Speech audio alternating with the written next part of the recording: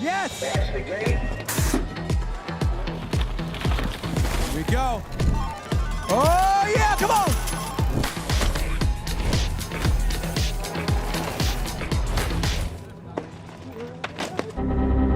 Yo!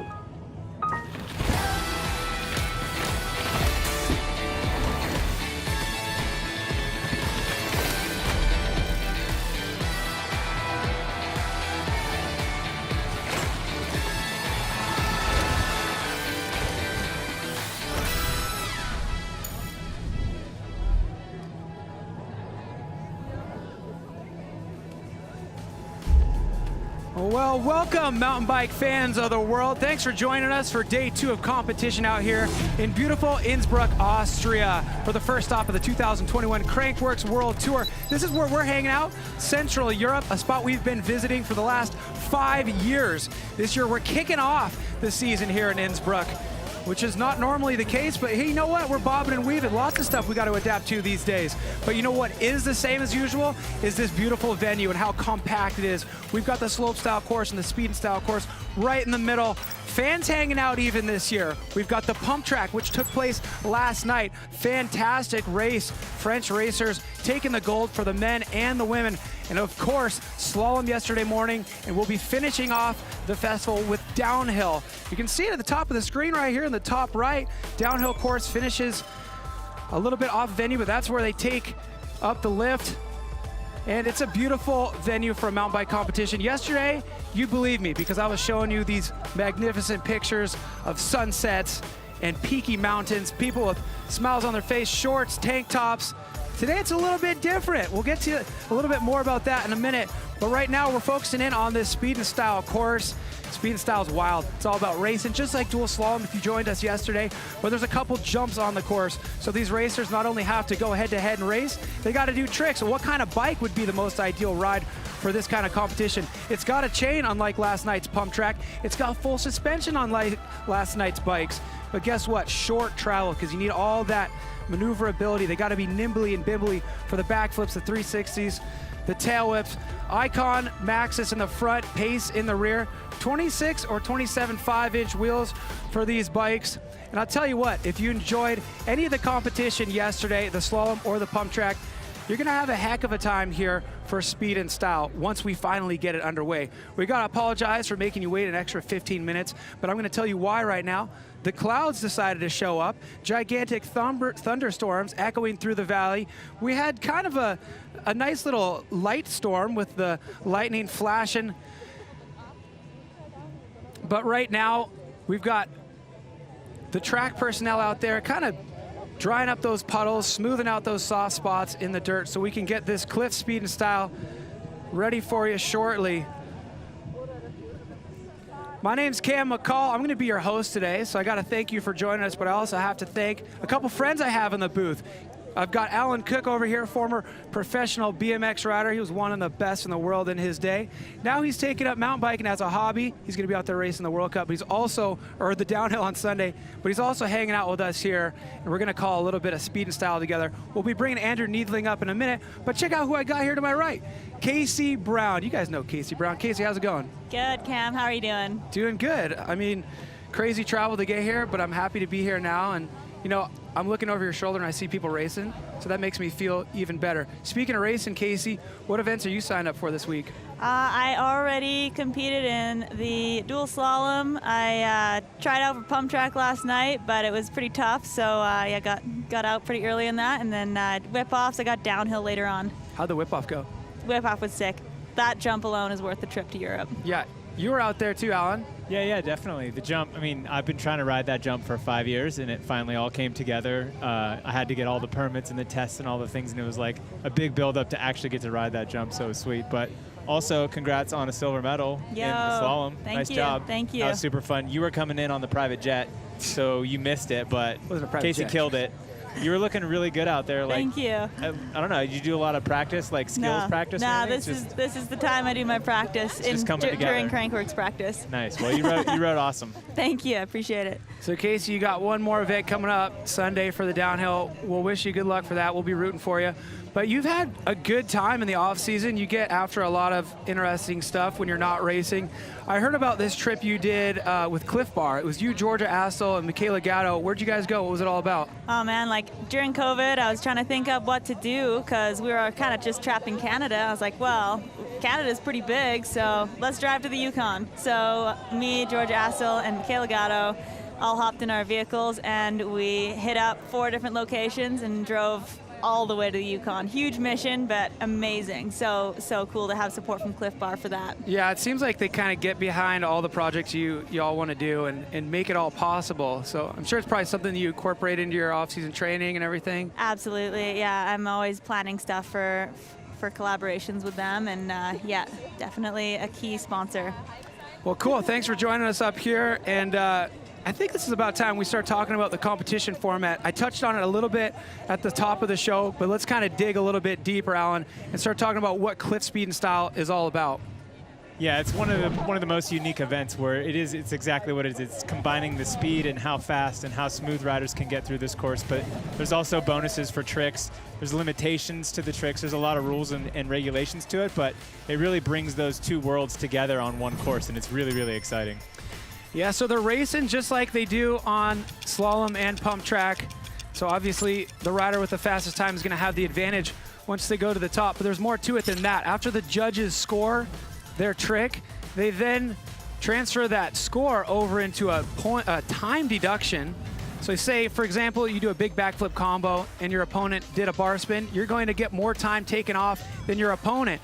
And if you're still ahead of them after the second run, you move into the next round and it's bracketed. We go 32, 16, 8, 4, and then we start giving away gold medals. So 2020 champ was Thomas Lemoyne. And then it's pretty cool. Last year was the first time that we had a women's category in speed and style. And Casey, I know you were mixing it up in Whistler. You enjoyed that. Did you do the Rotorua one as well? I did not do the Rotorua one. I crashed in practice and couldn't make it through. I had a pretty big hematoma on my side, and I couldn't persevere that one.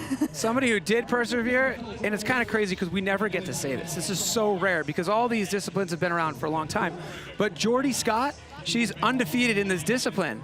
Not just at this venue. Every single time there's been a women's category for speed and style, she's won. She won in Rotorua last year. She won in Whistler in 2019. So it's going to be pretty interesting to see if she can back it up. But we were watching practice, and stuff is changing in the women's category. There's girls flipping out there now. Yeah, COVID was good for women's free ride. I think a lot of girls, you know, they didn't have the races to go to. They had tons of like sessions and trick sessions, and especially in New Zealand, like tons of chicks are flipping and doing tons of tricks. So it's really cool to see that come to an event like this. It is great because in other sports, you know, mountain bike free ride is pretty young. So in other sports, you watch like women's surfing, women's skiing, snowboarding, like the level is insane. And I feel like we're in that like renaissance period for women's freeride right now, and it's actually happening. So we're going to see bigger tricks in the women's category than we've seen before. So let's talk about those tricks. How does this work? How do the riders know which tricks to do?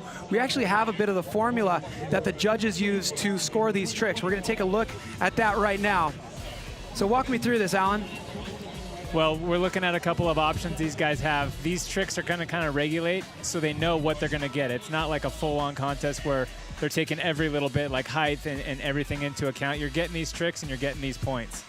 So for example, you do a double tail up, you're scoring 126 points, so that's a gigantic trick. If you're just flicking a bar spin, only 14 points, but there is actually some room for wiggling there with the judges. If it's the best 360 double bar spin they've ever seen, 133 points. But if it was a little bit bobbled, maybe landed a little bit rear tire, they can kind of fluctuate and bring it down a little bit from that maximum level. So you see that maximum level there. Tricks like double backflips, cash rolls, which is basically a 720 on a forward front flip axis, and a cork 720, 140 points. So keep that in mind when you're watching these races. And if you see a racer cross the finish line leaps and bounds ahead of their competitor, you can't figure out why the competitor was the one to advance. Think about what trick they did. There's a lot of strategy that goes into this. So, you know, this is like a mind exercise for being a spectator of this. You know, you're not going to get bored. So if this is your first speed and style, you're going to enjoy it. This is your first time calling a speed and style. This is my first time being up here in the booth, yeah, but I've always kept an eye on it, and it's such a cool event how it's bringing those two worlds together. I'm pretty stoked to be up here and get to see it from this point of view. Yeah, it's going to be good. And you know what? I feel like it's going to happen shortly because there are actively riders on course right now. And since we're watching the riders on the course, I feel bad for you. You're not getting to watch the riders on the course. So I think this is a good time to go to the GoPro course preview. Take a look. What's up, guys? Jackson Goldstone here with Cade Edwards. We're here at the 2021 Crankworx Innsbruck. Going to be doing the CLIF Speed and Style GoPro course preview. Okay. Speed and Style, let's get it. You.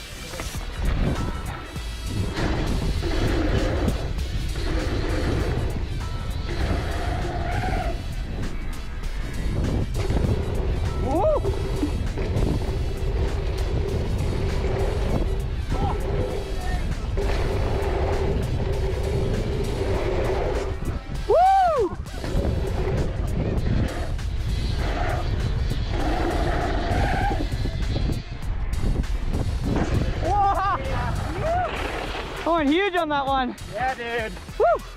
Oh, I like that.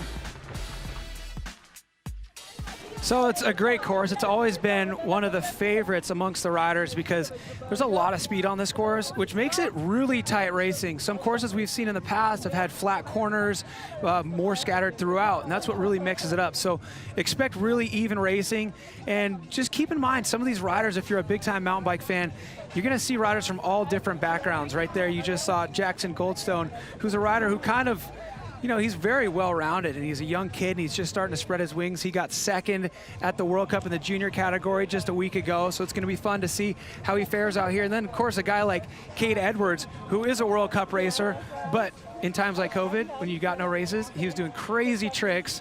And so those are just two of the guys you're going to see out there racing. Let's take a look at the men's bracket and see who else fills that field of 16 that we're going to see drop in here shortly. Yeah, there you can see Cade right there in 8th place qualifier. You know, he's going to be in that first bracket. He's going to be looking pretty good.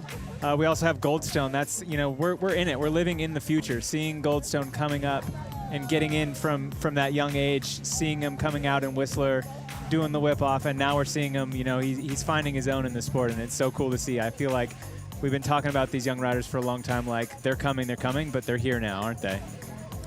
So I really like looking at this. You know, the top qualifier at the top, the second place qualifier at the bottom. We got a collision course. That's the way it works. It all funnels into that gold medal round. Thomas Lemoyne, the #1 qualifier. Thomas Genon, second place qualifier. We saw France dominating the pump track last night. So there's potential for that to happen again here. So one guy who's, you know, kind of missing from this list that you typically see riding the finals of the speed and style is Bas van Steenbergen, a guy who's usually posting really fast quality times. He qualified first in the slalom yesterday, second in the pump track yesterday. He got knocked out. Yeah, what's been happening with Bas? Is he in this or no, he's not? No, he's not, but you know what? We had our cameras on course, so we're able to find out what happened to Bas. Let's take a look.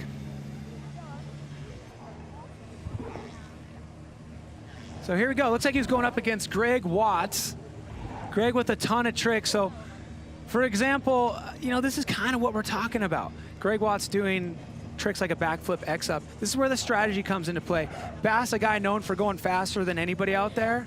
You go, all right, I'll need to do my craziest trick. Greg Watts, who's had a podium here in 2018, he can do backflip tail-ups, but he didn't want to risk it because he knew Bas was just going to be doing X-ups. So that's a great example of how things can kind of shake up with all the different strategies. Bas just doing an X-up, not going to get as much of a deduction to his time. Therefore, Greg Watts moves into the next bracket against, let's take a look here. Where is he going to be going up? He's going up against Oscar Nagy from Hungary. So 26 countries represented here, 500 athletes. And we were talking to Bas a little bit earlier, and he had this to say.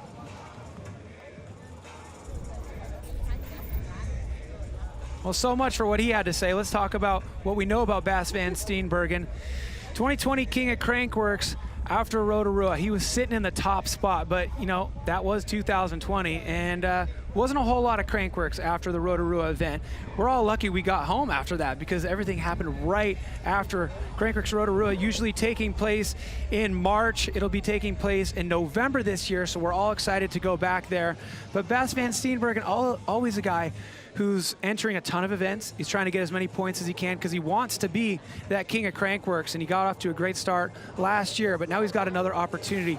he wanted some points yesterday. He competed in the slalom, he competed in the pump track, but he wasn't able to get those good results. He didn't get a good result here, so he's like, come on, man. It's like getting the whole shot, and then the race is canceled right after, black flag. Yeah, he's putting in the effort, but man, that's the thing is you got to finish it. And you know, Steenberg, he's one of those guys that have the skill to ride all these different categories on all these different bikes. You know, hopefully we can light a fire by calling him out a little bit. And, you know, he can step it up a little bit and start finishing it off. We always mess with him a little bit. We love him, but we give him such a hard time. Come on, Bass, do a backflip. You know who's doing backflips? 2 of the women racing. Let's check out who we have in the women's category. Let's go to the women's bracket. We're going to pick them up at the round of 8 after we've whittled down the men to the round of 8, and here's who we have on tap for you. Yeah, we have Grooms. Gooms, that's one to really watch. I saw her going upside down earlier in practice.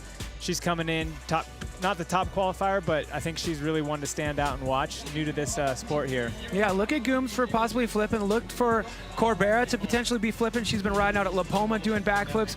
But top of the list there, Via Verbeek, your reigning queen of Crankworx, the #1 qualifier, and Georgia Astle qualifying in #2. That's what we always do when we first get a chance to look at these brackets. We look at who's at the top, we look at who's at the bottom. You know, that's first place qualifier, second place qualifier. And if all goes to plan, they'll meet up in that gold medal round. So Let's see what happens. let's see what happens. Yeah, we got some familiar names on that bracket there. So some people are going to be going for that Queen of Crankworx points overall. So speaking of Via, the queen of Crankworx from the last time we had a full season, she's in this race, and we caught up with her about what bike she chooses for CLIF Speed and Style. Let's take a look at Via Verbeek's bike check. Hey, my name is Vaya.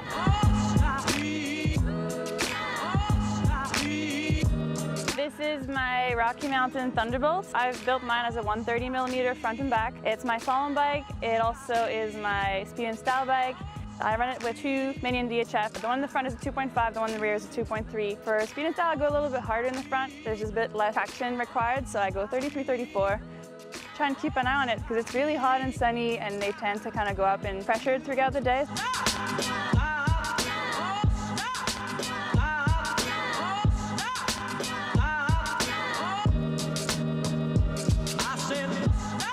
I kind of like having more knobs for flat corners. Having those is just key. So that's cool to see what bike Via uses for this. You see a lot of different bike setups. Yeah, tons of different bikes. It's Unlike some of crazy. the events where it's pretty much a pump track bike is a pump track bike, you see a lot of different choices out there. Yeah, you got hardtails and you have like trail bikes basically modified to suit the course. It's crazy. So one thing that I think about is, you know, you choose your bike, but then you don't know what the conditions are going to be like. You know what the course is going to be like. So what bike setup do you think is going to fare better now that we're coming out of this rain delay? The course is going to be a little bit wetter than what they perhaps built their bike for. Yeah, some of the flat corners you might do better with those knobby tires, and they might pay off instead of having like those semi-slicks like a lot of the other guys. Yeah, and what do you think it does? Like, you know, it's kind of like being iced in the gate. You're ready to go, and then it goes into a course delay. What does that do to an athlete's headspace when they kind of have to just sit around and twiddle their thumbs for a little bit? Yeah, it's kind of crazy because you're ready to go. You have all that adrenaline, and then boom, you're delayed for an hour or 2, and then you have to wait, and you got to build it up again somehow, like artificially, Red Bulls or something. Yeah, I'm sure you've been there. I'm sure you've been there plenty of times. But I think that's what's going to make tonight interesting. I think experience is going to pay off. People that have been in this situation, they're not going to get flustered. People that can adapt to the changing conditions. I mean, if you would have told me an hour ago that they would be riding this track, I would have said no way. But people are getting through, and tricks are getting thrown out. So I think we're in for a good event. Yeah, that's kind of like, you know, the scene today is like as soon as you think you know what you can expect, it's going to completely change. If you were with us last night for Pump Track, it was like a perfect evening, sunsets galore, and today was super warm, and then all of a sudden it was hailing, you know? So let's take a look. We were rolling the cameras, of course, because it was quite the spectacle, and this is what it looked like. You know, there's such thing as mud tires, but there's like not such a thing as hail, you know, specific tires, you know? Hail melted, turned into puddles. Mud tires will work now. And this is This is what had to be done in order to get this course rideable, is get out there with the flatheads, scrape them out, and this is the type of thing to where you wouldn't be riding right away if you didn't have a bunch of people out there working hard. Yeah, big ups to the guys that are working on the course. I mean, they're actually digging puddles out and replacing the puddles with good dirt and like refreshing the course. Not enough focus goes on to those guys that are actually like putting a lot of elbow grease into the course. Well, big thanks to them, because I just received a nice little piece of info. The first heat's in the gate. We've got riders up there ready to drop. The course is running, and we're going to be able to start the CLIF Speed and Style. So Casey Brown, thank you so much for coming up here and joining us. It's always good to hang out with you, and go get a good seat. Thank you, Cam. Nice to be here. Good luck at the rest of your Innsbruck Crankworx. All right, guys. All right. Let's see if we can put on the binoculars now and try to take a look at who we have up there in the gate. Let's get our brackets out, Alan. This is going to be good. We're going to start out with the men's round of 16, which means Thomas Lemoyne was the top qualifier. Not only the top qualifier, but the winner of the last 2 of these events. So that's something that we really need to talk about, because that's pretty wild. So Thomas Lemoyne, he won the last 2 speed and styles, and then 3 ago he was just second in Whistler in 2019. So he's definitely the man to beat right now when it comes to speed and style. Always a competitor in the hunt for the king of Crankworx. He's a slopestyle specialist. That's what he focuses most of his time on. He's gone all the way up into silver medal position in slopestyle, but he's won a heap load of speed and styles, pump tracks, and he's getting off to a great start already this season. We had him out there last night in the round of 4 in pump track. I think he ended up just missing it there at the end. That was about, what was it, 0.19, I think was the split. But yeah, he almost had it there last night, so he's looking good. He's got good points going into the King of Crankworx. All that experience is going to pay off today with the changing conditions and the weather.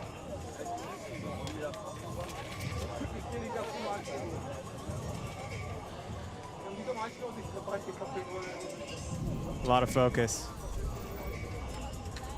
So here we go. We talk about how many accomplishments he has here. Just read this list. I mean, first the 2019 Speed and Style Crankworx Rotorua, second in Whistler, and then boom, first in 2020 in Rotorua, first in 2020 here in Innsbruck. Of course, last year for Innsbruck, we had kind of a smaller field with global travel restricted.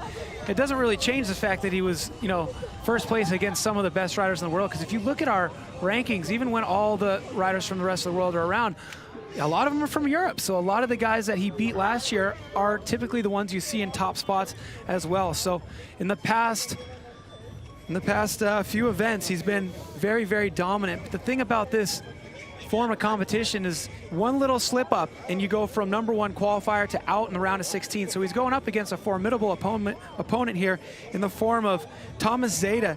If you've been watching Crankworx for a long time, you recognize the name Thomas Zeta.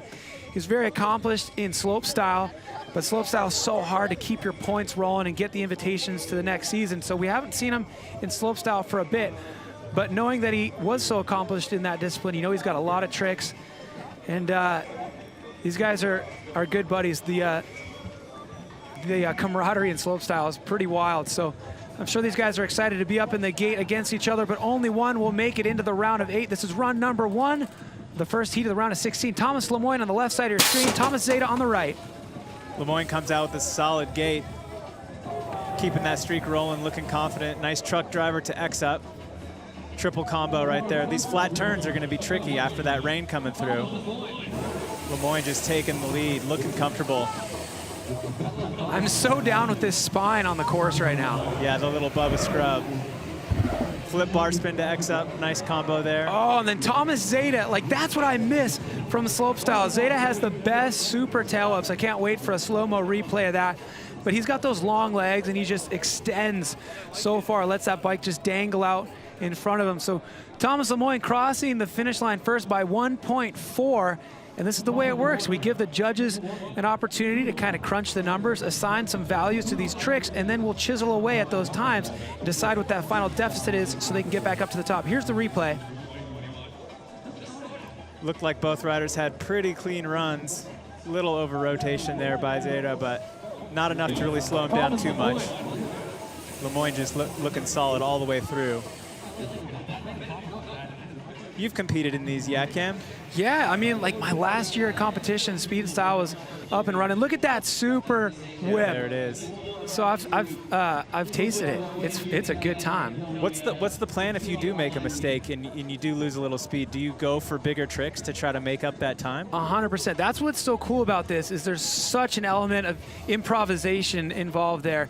If you do mess up one of the gates, you know what? I'm not going to catch up to that racer's back wheel right now, so I better do a bigger trick and just do everything I can. So you see these racers rolling the dice if they get behind by a little bit, especially when we get into times like the round of 4 where the pressure's really on and they can start to taste that metal. All right, next heat in the gate here, Cade Edwards on the left side of your screen going up against Bernd Winkler. Bernd Winkler, a kid who's got a lot of tricks. He's from Austria, and he's out on the FMB World Tour trying to get those points for slopestyle. We haven't seen him in a diamond level event like Crankworx yet, and this is what you see, these racers, this is the form of competition, actually the slopestyle competitors I should say, this is the form of competition they can do at Crankworx, and it can help kind of build their name, especially if you take out a pro racer like Cade Edwards. What do you know about Cade there, Andrew? Well, I mean, he's Junior world just, champ. yeah, well, I mean, he is a junior world champ, but he's becoming one of the most iconic riders on Instagram, I think. You know, I was down in South Africa with him riding Darkfest. He is focusing on his racing, but he's a young, motivated kid. And you know what? I saw him flying through the air when he got a seat buzz on a 360, but I mean, he's got more talent, I think, in his pinky than I have in my whole body. I mean, it's just uncanny what he can do on a bike. But when he was in slalom and he went out early, I could hear the frustration in his voice. So he's so competitive as well, and I know he's going to want to do well here. And he's got a big bag of tricks. As you said, in lockdown, those guys pretty much went at it and learned a lot of new tricks. I think lockdown kind of changed the game for speed and style because a lot of the racers, the ones who can't sit still, especially guys like, you know, Cade Edwards and his best friend Chaos Seagrave, these guys pretty much became slopestyle athletes in quarantine when they didn't have anything else to do, no races to travel to. And it's been fun to watch on Instagram.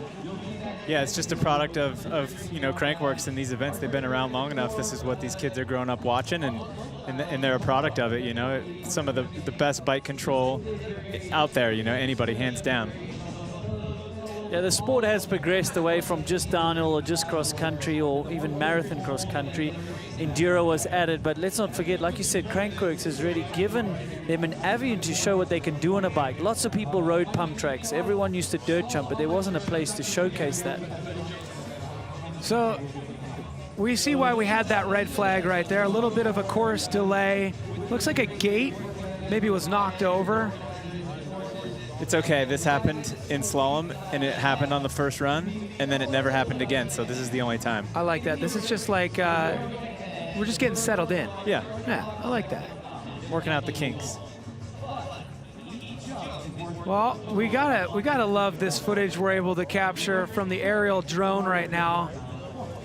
And as you can see, we got some spectators on the side of the course there, which is a nice change from last year. We were out here in October last year. Well, I wasn't out here. I was in a studio somewhere talking about the racing that was taking place here. But it's a nice sign of things slowly getting back to normal. It's been opened up for some select spectators. These are people who are volunteers, people who are key community members here in Innsbruck.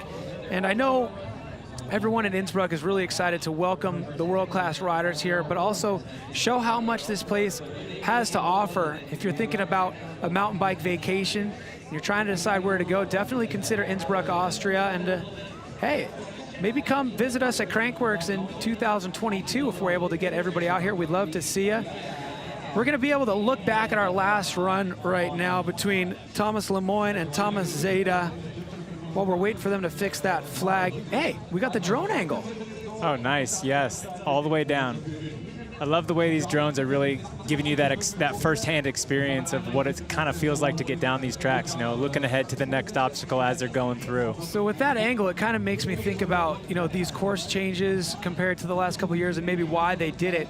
The racing previously on this course has been so incredibly tight that the tricks are almost the only things that differentiate because, you know, it's kind of one line, one speed, but having that scrub roller right there, you know, in combination with those flat corners, it just gives another opportunity to really separate the racers. That's something that you would be able to speak toward, Andrew.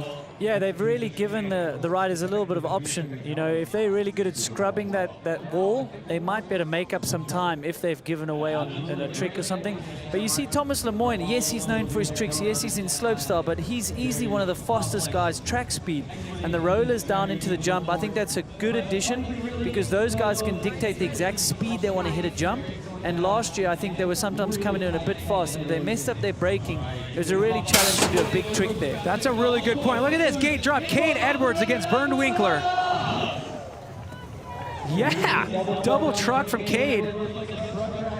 And Bernd Winkler has been putting in some training. I've seen on his Instagram, he's been at the BMX track trying to do some starts. But Cade, man, he is just a racer at heart. Yes, he's got all those tricks, but he is carrying some huge track speed. So Cade with the straight backflip and Bernd with the backflip double bar spin. So Alan, that plays right into what you were talking about. Yeah, exactly. Both riders were charging all the way to the end, and I think, you know, Bernd maybe saw that he was a little bit behind, and maybe he switched it up or he had that plan, but, you know, he's definitely going to add those scores in. We'll see how close they were. 0.787 on the time. Let's see when we get the trick scores in.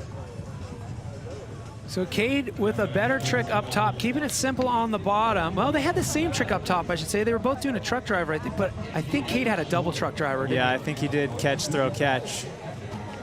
And I mean, he's coming off a 21st or something at Leogang, and now he's doing a double truck drive on the first jump here in Speed and Style a week later. And he's charging through all of the obstacles the whole way down. You can tell he's pumping everything for its worth. So if Bernd Winkler wants to have a chance to have an advantage going into their second run here, he's going to need to do something like this, backflip, double bar spin. And I would imagine he's going to get full points for this because the execution was perfect.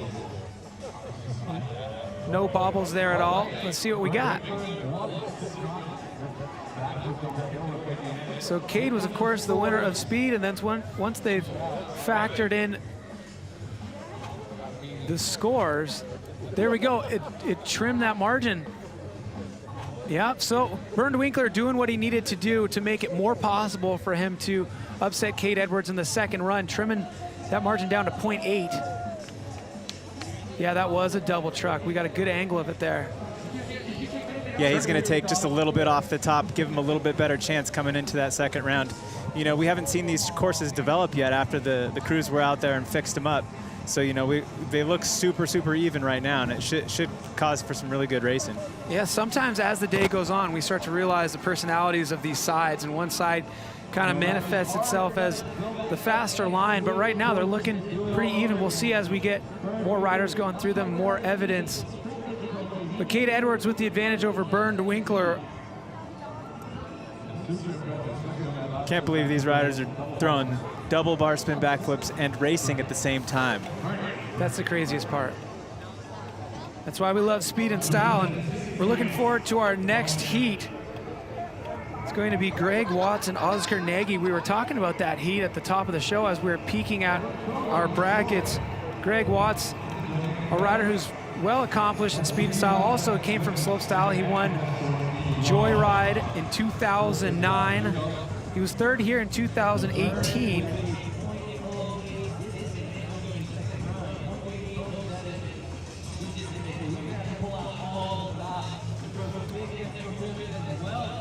So 0.8 is what Winkler will have to make up, and there's Greg Watts in the gate going up against Oscar Nagy, the Hungarian dirt jump slopestyle rider who definitely works his way around the world, traveling, riding. He's got a great training compound at home in Hungary.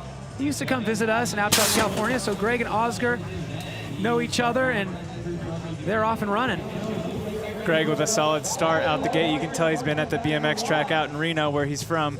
Now, Greg, I would say he's fast, but maybe he relies a little more on his tricks. He's found himself on the podium a handful of times, and tricks are usually leading the way. Oh, wow, Oscar Nagy down on that dirt spine. That's what's crazy about that spine, man. When you see people who are really scrubbing on that, you know it's so much commitment, because if it goes wrong, it's consequential. It's, you go straight to flat. Yeah, and if you see the guy next to you a little bit ahead, it's almost like a game of chicken. You're not breaking with yourself. Yeah. So Greg Watts is going to skate through this first round. Oscar Nagy will have the max differential, which looks like 2 seconds today in CLIF Speed and Style. They take into consideration the average duration of a run on the course with, you know, the maximum you can get with the best tricks and decide what the maximum differential is. And basically, Oscar's gonna have this crash right here, but still have a chance to knock out Greg when they get back up to the top. Oh, and there you have it. The committed scrub at the back will catch in on the lip on the way over, and that was all she wrote. Greg Watts, though, is looking for his first win in dual speed and style. He has landed on the podium multiple times. As Alan said, he's got a deep bag of tricks, and you've really got to watch closely because it's often a triple truck driver on the backflip, whatever he's doing, you know. He's throwing those bars so many times, it's tough to spot them. Yeah, he's got hot bars for sure. You gotta pay attention. A lot of times you don't know how many times he X-ups or one-handed X-ups or throws the bars until you see the replay. Yeah, Cam and I had to go wait sometimes to the slow-mo to check, you know, how many did he actually do? Did he really commit and do 3 bar spins there? And he's so crafty too. He'll keep some combos to himself. Let's see what he's doing right now. He'll keep some combos to himself, and so, you know, his competitor will be in the gate next to him predicting what he might be doing, but he'll have some sneaky extra bar spin or extra X-up he'll do where he'll catch the bars and do a Sui after it just to get a couple more points out of it and just really milk it. Yeah, he's the type of rider that if he's behind, he can really, really throw one of those tricks down and get max points there. There's not all that many riders that can do that. Thomas Lemoyne, I think, is one guy that can, Greg Watts, and maybe Thomas Janon. I mean, that is going to be exciting later on. That is really going to be a rider to watch. He has won in Whistler back in 2016, so great to see him in the field. Yeah, we're going to see him later down the brackets. Taking a look at our next heat in the gate, we got a Crankworx fixture right here.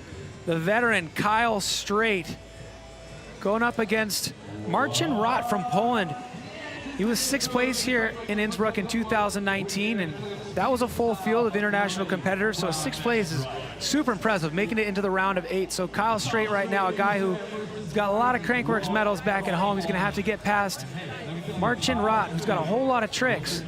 Yeah, Kyle, a former winner in Leger in 2018, so he knows how to get the job done. Great start from Kyle Straight.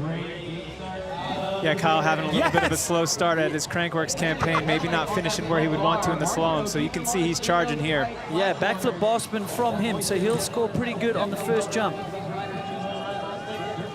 Pretty standard technique over that stall wall. Yes, right out of the gate, a double whip for Kyle. No way. Okay, I'm gonna tell you why I'm getting so excited.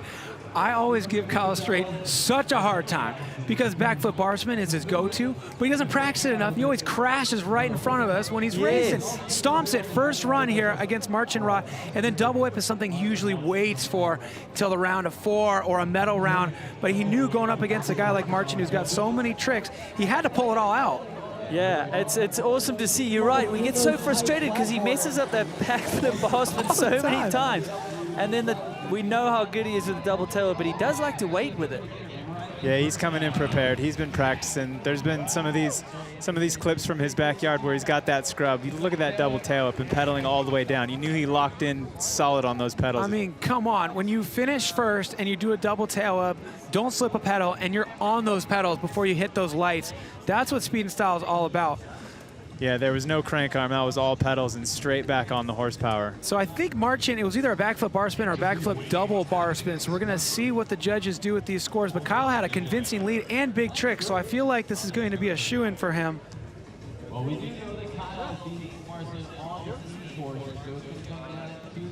.673 on the time. Let's see what the judges' scores come in as. So it looks like they have adjusted it now there. So that final differential will be about 0.6 with Kyle Straight in the lead. Marcin Rott from Poland will be trailing, but that's very, very manageable there, 0.6. Yeah, not out of touch at all. Oh yeah, this is what's up. I'm down with Tim Bringer, and I'm definitely buying a ticket to watch him go up against Victor Duhan. Tim Bringer, 4th place the last time we had speed and style here. Also 4th place in slopestyle last year. He was the FMB Rookie of the Year last season. And we were speaking about Victor throwing those front flips. He's got no peak on, so you would think that is going to be a trick he throws out. And there it is already. Good call. He has got a 6th place back in 2019, so he has also got the skills to go through these rounds here, but he is drifting back though. Oh, Bringer with the scrub. Little nose heavy on that one, but Bringer with the commanding lead. Wow. Double tail whip. Front flip bar spin for Victor Duhan, so that's definitely going to help his cause. He crossed the finish line 2nd, but that front flip bar spin is going to score real high, and that's kind of his bread and butter when it comes to speed and style. When we saw Victor Duhan get a 6th place here before, look, he had a variation in that top front flip too. He tried to take a foot off there, yeah. Maybe going for a knack or something like that. Yeah, you can see Bringer here pulling out some speed on him. Bringer, our 3rd place qualifier, that is 1 place higher than he finished in this event last year, so maybe he's coming in with some confidence. But yeah, look at that. Clean double flip. That's a shot for our highlight reel right there. You know, like mountains in the background. For a slope style highlight reel, totally. but this is dual speed and style. Double whip on one side, front flip bar spin on the other. Let's talk about Tim Bringer for a second, because this is something that, you know, I feel like is worth talking about. He's competing in the slope style tomorrow. And usually slopestyle is the main event. So you would imagine, you know, for a rider who just barely made it in off of the alternate list, you would just say, all right, I'm not doing speed and style. But the fact that he's going for it here shows what kind of rider he is.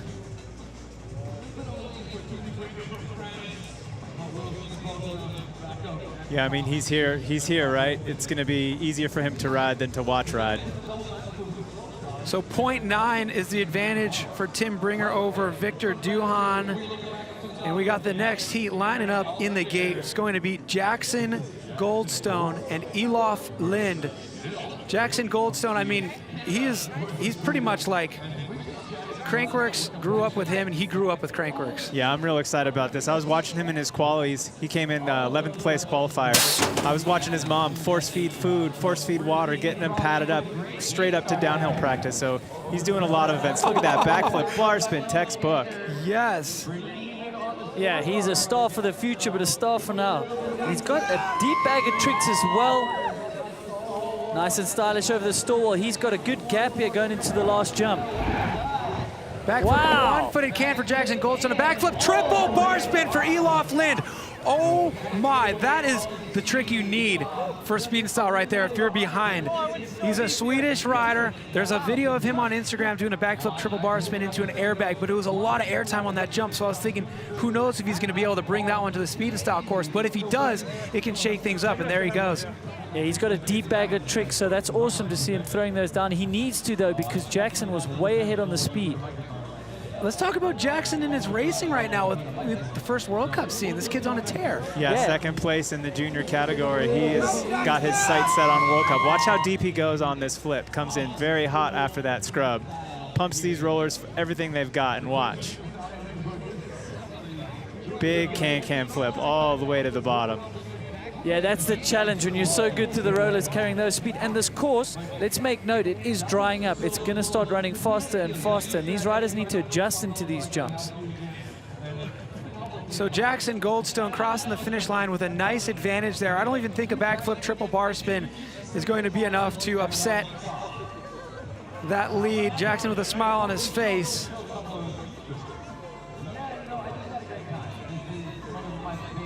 So here we go. After it's been adjusted, Jackson Goldstone extends his lead to 1.4. Looking good going into their 2nd round. Yeah, he's having a good time out here, isn't he? He's really able to sort of stretch his talents and put them into play in multiple categories. To come straight off a World Cup, come here, do well in Crankworx multiple events, I mean, he's got to be having the time of his life. It's a kid in a candy store for him, like you said. He's so excited, he's forgetting to eat, forgetting to drink, so luckily he's got his support crew here to help him with that. Yeah, it's a family affair for sure.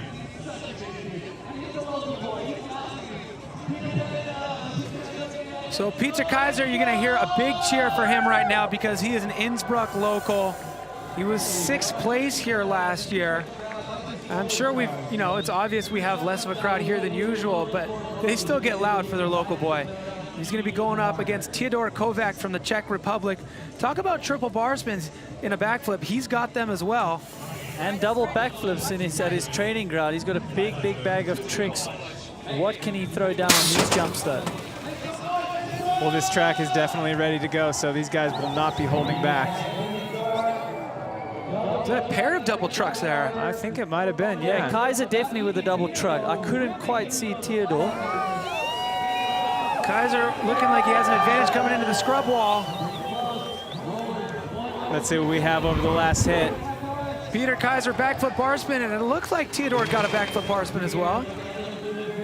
Yeah, I saw Twitch. He looked like maybe he was wanting something more Yeah, there. I think Yeah. maybe going for the X as well, but it didn't quite pan out. That's how it goes in speed and style. You start the trick that you have in your mind. If it doesn't work, you're like, well, I got to just wiggle something and maybe turn it into something else.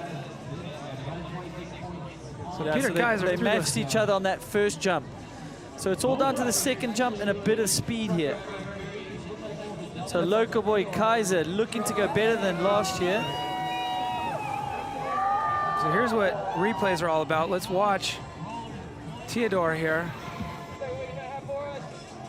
Did he get it? It looked like he got the bar, but he was going to try to get something afterwards. Yeah, like you said, just the excitement of the moment, you know, still in the air, wanting to get some more points, just seeing those points. Cutting these corners completely tight.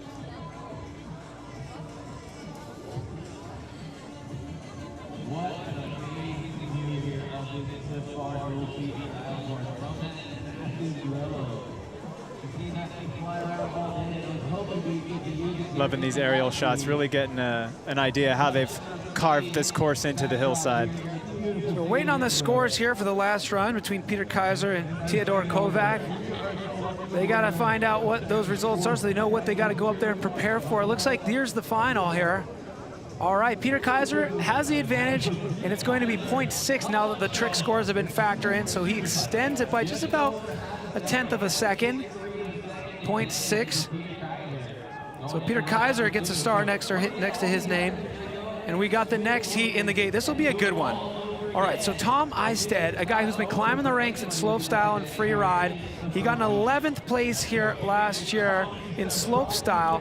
And Thomas Jeannon, the winner in Whistler Speed and Style 2016, the second place qualifier here, and another slopestyle competitor for tomorrow. Yeah, Janon's got one of the deepest bag of tricks out here in today's field. Yeah, and he's a great bike handler. Double tail up for him. I don't know if Tom landed that. No, I don't think so. Wow. Was that a cash roll right off the bat? Right off the bat, not holding back, but he knew he kind of had to because Thomas Janon is no slouch in the speed, such a great bike handler, qualified in second. So Tom Eistedt had to go for it.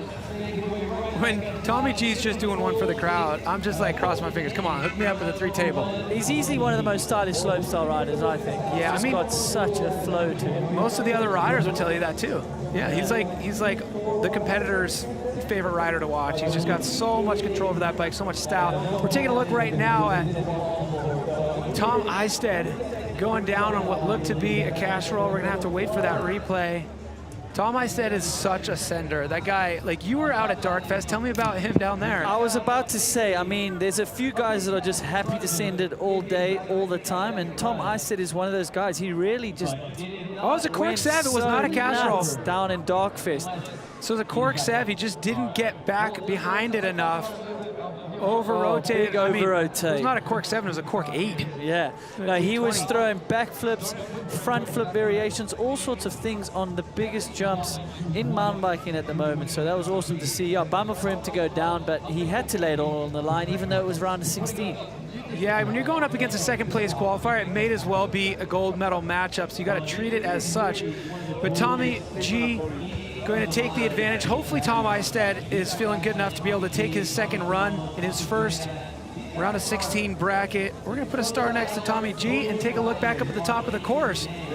We're going to get right back to the start of the order. The first time we're going to be switching sides and dropping them for run number 2. Thomas Zeta on the left side of your screen. He's got 1.7 to make up behind Thomas Lemoyne, your number 1 qualifier. And this is a knockout round, so one of these riders will be going home early. Double truck, yeah, for Lemoyne.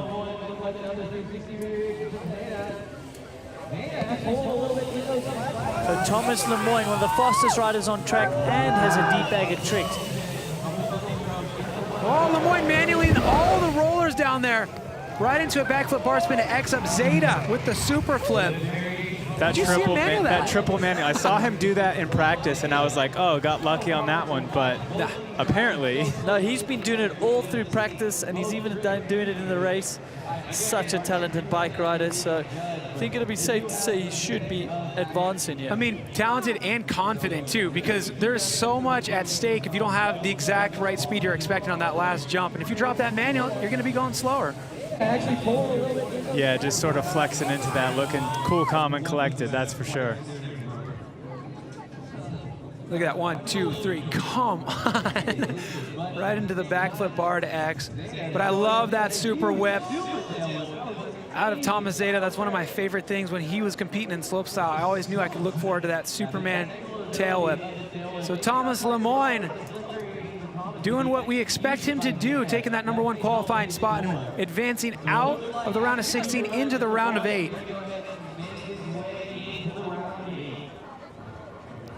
Yeah, he's just having fun, isn't he? You can see it on all these riders' faces. Everyone's just happy to be back out here, competing against each other, riding with their friends again, even a little bit of crowd. So 0.8 is the differential between Cade Edwards, your leader, and Bernd Winkler.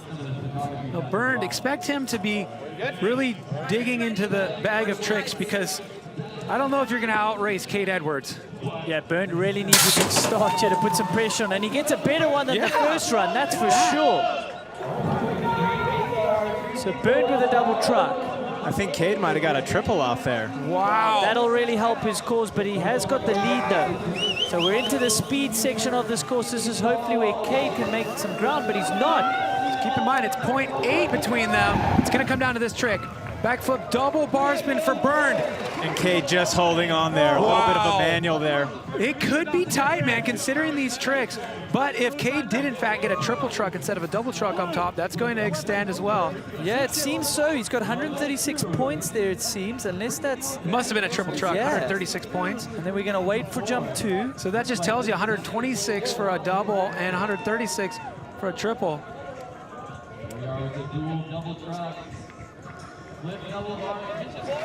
Right, Cade just staying on the course there, swerving around the timing. You can see both riders, all that excitement there in the finish corral. You know, they're both really giving it everything they have, just riding on the edge. What we saw in last night, as we get closer to the end of the night, how much it just progressively heats up. That's already happening here in our first knockout round.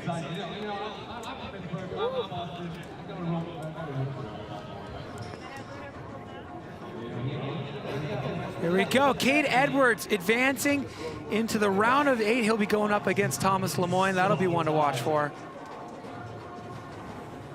As if we're not gonna watch any of them, right? We're gonna watch them all. I'm gonna watch all of them very closely. I'm watching this one right here.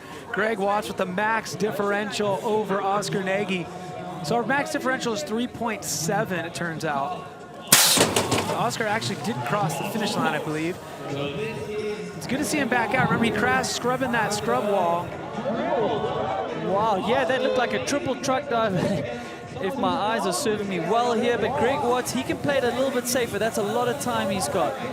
And this goes a little bit back into what we talked about. No, even though Greg knows he's got the lead, he can't let off the throttle too much and give him too much of an advantage. Yeah, exactly. You see that. Greg's still going for the backflip suicide no-hander when he's got a 3.7 advantage. Most people just do a flip right there when you got that big of a... Not Greg Watts. He's so confident, taking the hands off the bars, spinning the bars. Like, Alan, tell me about a backflip suicide, because you don't see people doing that very often, because most of the riders out there are only using one brake, but you see Greg doing it. Why? Yeah, it's a rare thing, you know.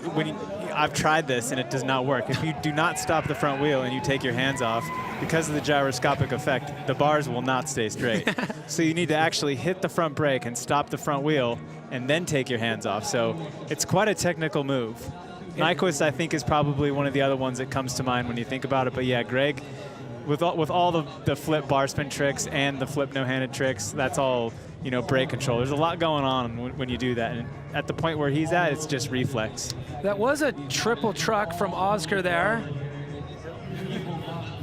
But yeah, you know, Greg grew up watching Ryan Nyquist and just totally developed a really similar riding style. So he's been doing it for ages. He learned all these tricks in the pool in my parents' backyard. We had a kicker, and Greg's out there. We always made sure that the pool bike had a front brake on it so Greg could get his Nyquist tricks in.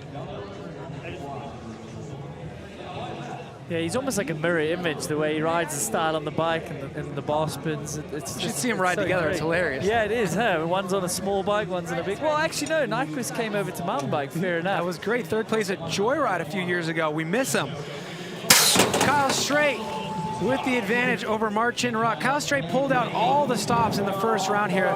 There it He's is, been clean practicing. again, huh? Love it. He's definitely been practicing that trick down at Straight Acres. Yeah, and both are pushing real hard through the corners. Let's see what we got for the last tricks. Kyle going for the double whip again. Oh, somebody's been practicing. Yes.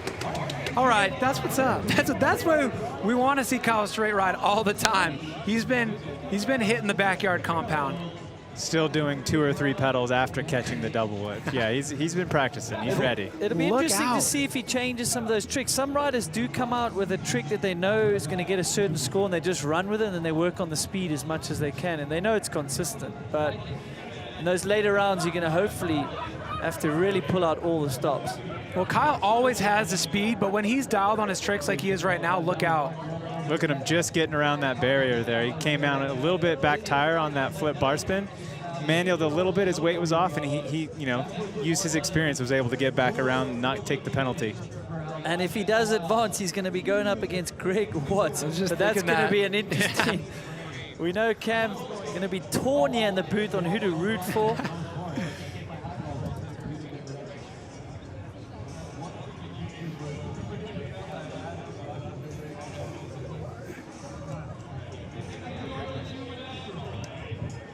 So, wow, wasn't by much right there after everything was crunched together. Just a half second. Kyle Straight advancing into that round against Greg Watts. Look at this, fun for the whole family. Bring out your dog. I'm pretty sure that's Bernard Kerr's dog, which goes everywhere. I saw it cruising on the scooter earlier. That dog is having a right life on the road here. What would that be like being Bernard Kerr's dog? Is that a life you'd want? I think so, because he lives a pretty fulfilled, fun life. He's all over the show, but that dog is on the road with him 24/7. Is he a wiener dog? Is he a wiener dog? No, looks like a spaniel. As far A as wiener dog to me. All right. Tim Bringer with the advantage over Victor Duhan, but Victor Duhan bringing the tricks last round. Let's see what he's got. Front flip. He gets the one-footed can this time, so he's going to get more points on that first jump. Look at him, Victor. Yeah, keeping him honest on the speed here as well. We know what he's going to throw on the last jump here. Have a look, folks.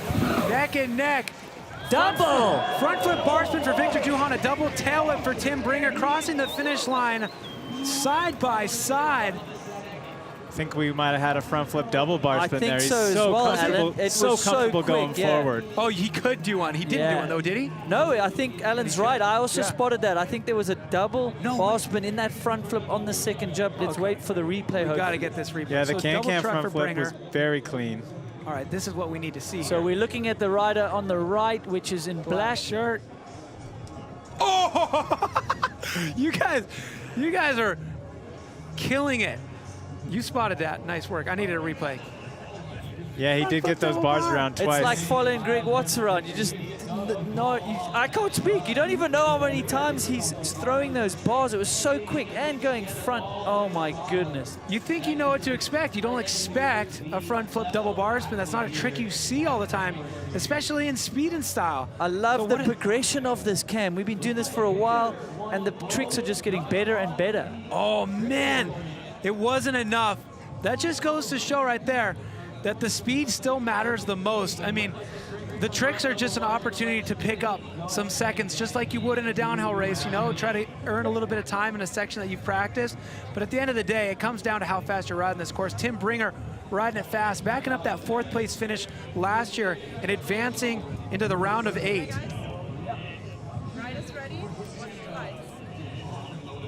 All right, Jackson Goldstone and Elof Lind, 0.8 seconds between them. Jackson with the advantage. Jackson with a snap out of the gate. You can tell he's been practicing. Perfect flip bar spin. Looking solid. Now he's just got to stay calm. Can't overcook it, but he can't give up too much. All right, Jackson Goldstone's gonna get to that final jump first. Backflip one-footed can-can. A backflip triple bar spin for Elof Lind. So really throwing everything he had there. He didn't have the speed, he had the deficit, so he's gonna lay it all on the line and do the triple bar spin backflip. Yeah, he's got such a deep bag of tricks. Listen to these guys. Elof does. Said he was switching up trick on the first jump, but he landed funny. Let's see, what was it? Hey, Elof got a flip bar to tuck no-hander.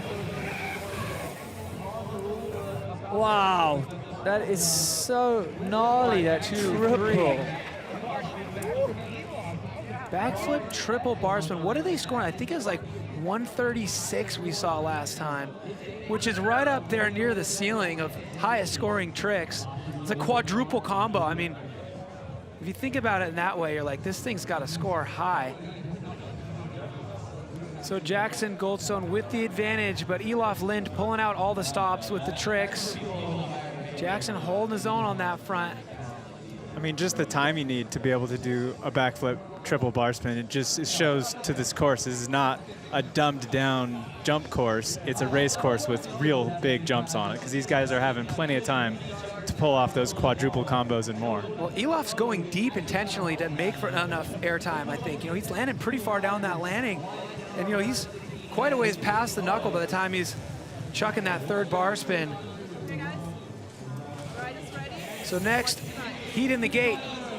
Innsbruck's own Peter Kaiser with the advantage. A small one is just 0.6 over Theodor Kovac.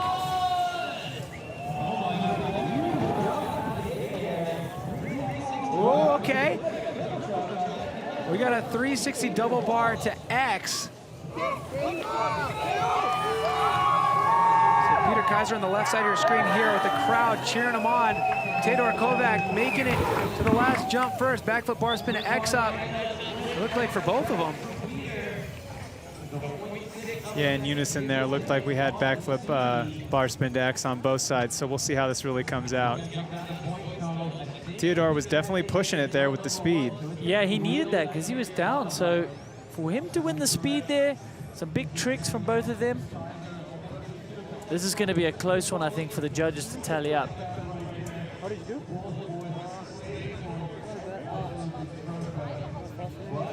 So look back this first jump here. You see that Peter Kaiser, he got that late X up there.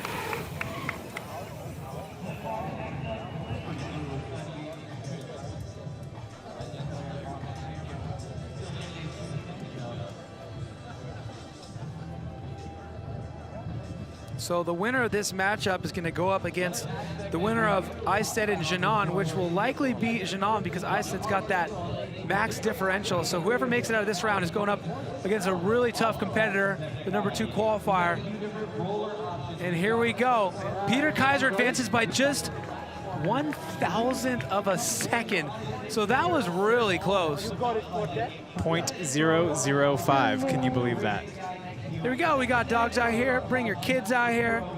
Fun for the whole family at Innsbruck, Austria, Crankworx 2021. Great to see fans alongside the course enjoying themselves. And the riders putting on a good show for them. Thomas Janon on the left side of your screen, he's got that max differential in his favor. Tom, I said great to see him back on the bike after that hard crash on the course 720. Here we go, guys, last run of this round at 16. And Eistedt looks like he's just kind of taking it easy. Oh, no, he's not at all. Well, taking it easy, but showboating for the crowd. Tom Eistedt, never afraid to throw down double backflip on that first jump. And this is a glory run. Come on, three table, give me a three table. What is he going to throw on the last one? He heard you. We're close enough, he might have.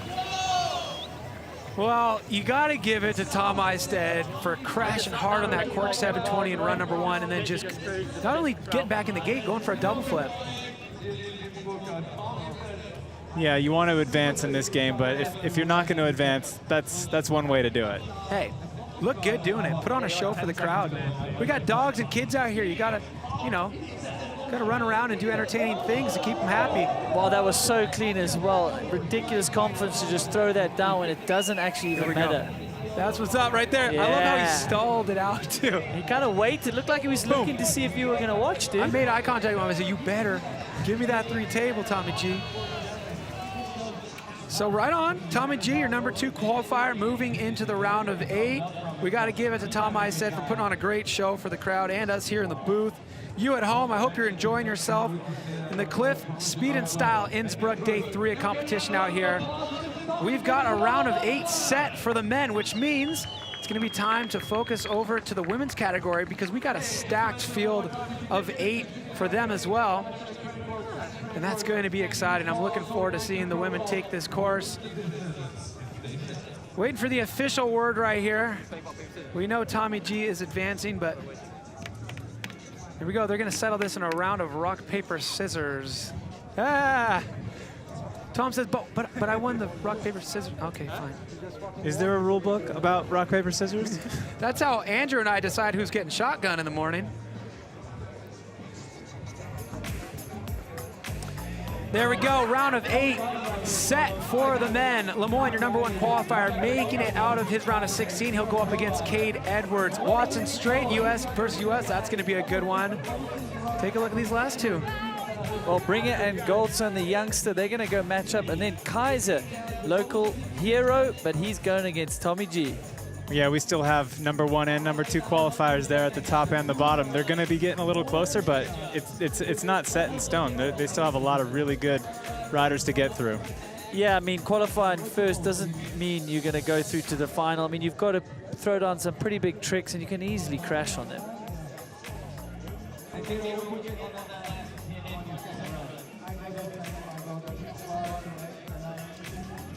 So we had Casey Brown up here in the booth, the CLIF athlete for the CLIF Speed and Style Innsbruck, but we also caught up with her earlier. We recorded a little interview. Take a look.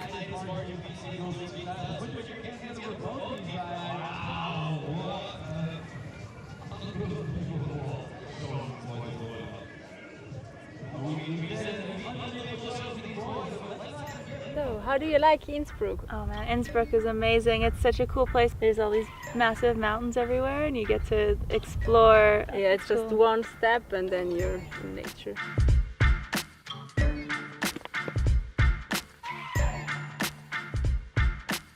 Ooh, it's so hot. How about you? Do you get to take time for yourself between all your extreme sports? Oh my gosh, I can't believe how much you've done already today. Every day outdoors is a special day. Yeah. To go flying or hiking or just for a little walk between, I don't know, university things. Mm-hmm. It's just a refreshment for the mind and for the body, and it's so nice to have all that so close to the city and just go out and have a little break or have the full day in the mountains. Or Oh, that's awesome. There's a flying person right there. Wow.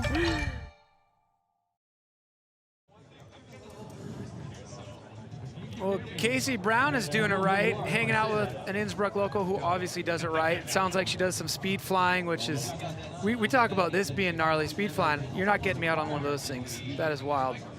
Yeah, I'm a land mammal myself. I don't belong in the air or the ocean. So we've trimmed the men's field down to 8, which means we now get to feature the women's category because we have a stacked field of 8 for them as well. In that field, we're keeping our eyes on Jordy Scott, undefeated in this discipline. We were talking about this at the beginning of the show when we had Casey up here. We never get to say that, undefeated in a discipline in general. She's one of the only 2 events for women's dual speed and style that's ever taken place. So that'll be fun to see her. But right now we've got our reigning queen of Crankworx, Vaya Verbeek, going up against Paula Zibasa. Yeah, I'm excited for this women's category. You know, the learning curve and the elevation of their riding has just gone through the roof now that there's platforms to really let them showcase. Yeah, and Zibasa is only 20 years of age. She's been learning some new tricks as well.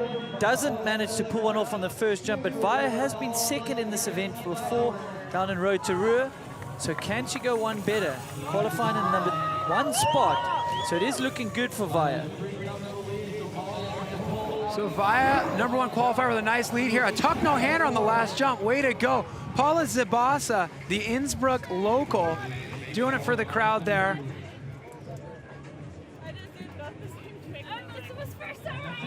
So Via Verbeek with a tuck no-hander on the first jump, a tuck no-hander on the last jump. She's running that full-on trail bike. We had that bike check with her earlier, and you saw in the men's category a whole lot of 26ers, a lot of hardtails, a lot of short travels. So Via Verbeek choosing the full trail bike, which if you're doing tricks like tuck no-handers, it's nice and stable, it's gonna help. But also on a course that just had heavy rain earlier in the day, it's gonna be nice for those flat corners, and seems to be working great for her. Yeah, and Via's such a good rider in so many different categories. At some point, you can only bring so many bikes, right? It's not unlimited, so it is cool to see her racing in multiple disciplines, on some of the same bikes in multiple disciplines, but then multiple bikes as well. Just really shows that versatility. That's what's great about modern day trail bikes. If you do have to just pick one bike, you can go right down the middle, grab that trail bike. You're gonna be able to do anything you want. It's not gonna be the perfect bike for everything, but it'll absolutely do anything. There we go, Via Verbeek, your leader going into their second run. Okay, so those tricks helped her. They really helped her there. She was only 2 odd on the speed, but then she got a lot of help from the tricks. So wow, that's going to be tough for Zabasa to get back in the next heat. All right, Keelani Hines. Oh, right, here we go. The Kiwi, Robin Gooms. Why are we so excited to watch her, you guys? Well, spoiler alert, there may or may not be some ladies backflipping these jumps here today. We are going to witness the first in competition here. Not yet. Ooh, a combo. Looked like a... Yeah, she dropped the foot down low. But late on the gate, so I mean, that is going to hurt her speed, as you can see. Oh, she is losing so much ground there. So Keelani's going to make it to this final jump first. What does she have for us? An ET. And there you have it. That's a first backflip in competition for the ladies. There you have it. History being made. Unbelievably smooth. Front tire in. Let's put it in the books right now. Robin Gooms from New Zealand, the first woman to backflip in a Crankworx Speed and Style competition. That was unbelievably perfect as well. Oh, spot on. Yeah, you must think that she's been thinking about doing that trick all through the run, and she couldn't even keep it together at the top. This is cool, okay? So we're gonna watch this again, but a one-hander for Keelani. It was a one-footer to one-footed can-can for Robin, and then she had bobbles. She was behind by a bit, but guess what? Only an ET for Keelani and a backflip, so she was back by 2 seconds. That might be close enough to where she can maybe have the advantage. Let's see. It's so cool to see this progression, just giving the women the platform and a place to do it. They're all pushing themselves so strong, and it's really showing. The learning curve is very, very steep. I mean, with stuff like this, Speed and Style for the women, stuff like Formation that took place out in Utah, this is such a important time for women freeride. Yeah, Formation, such a cool platform, like not just the riding, but also the digging and the building, and they're just really getting into the whole thing, and it's just so cool to see that platform be out there. Okay, what do we got? What do we got? Winner speed, Keelani, of course. She was ahead by 2 seconds, but Gooms with a bigger trick on both jumps. What's it gonna be? Oh, it was so close. So she shaved off 1.1 second, but she's gonna have to be closer. She's 0.9 back still.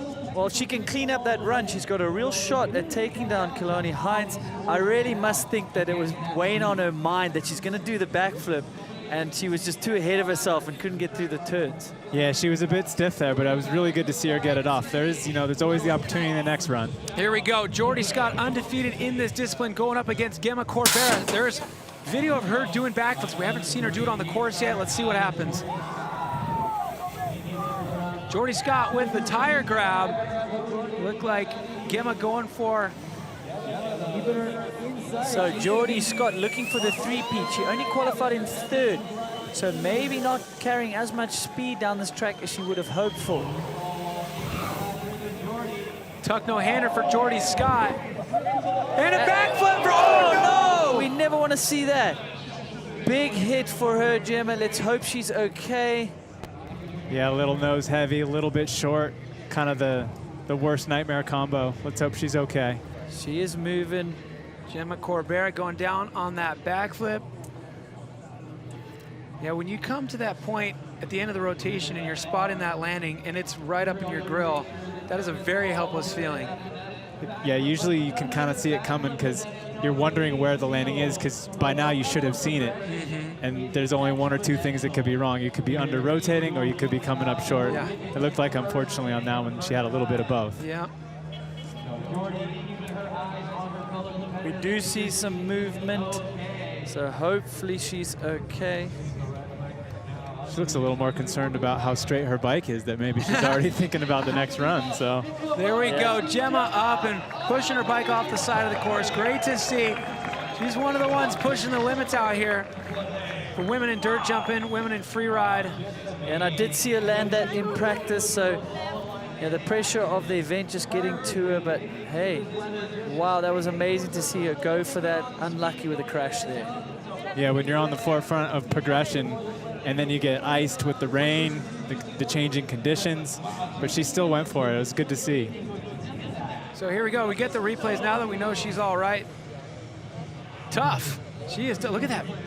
Her leg was so wrapped up in the bike right there. That might have been the reason why it took her so long to get up. She was tangled up pretty good. So Jordy Scott, undefeated in the discipline of women's speed and style at Crankworx. And I mean, should just say in general, because there's no other speed and style other than Crankworx. Jordy Scott getting the advantage in her first run here in the round of 8. So hopefully Gemma Corbera is feeling all right to get back to the top of the course. Up there right now we have Harriet Burbage-Smith going up against Georgia Astle. So Harriet winning the slalom yesterday, 5th in the pump track last night. And Georgia Astle, I mean, talking about formation, the women's freeride event out in Utah, she was out there making waves. She got an 8th in slalom yesterday.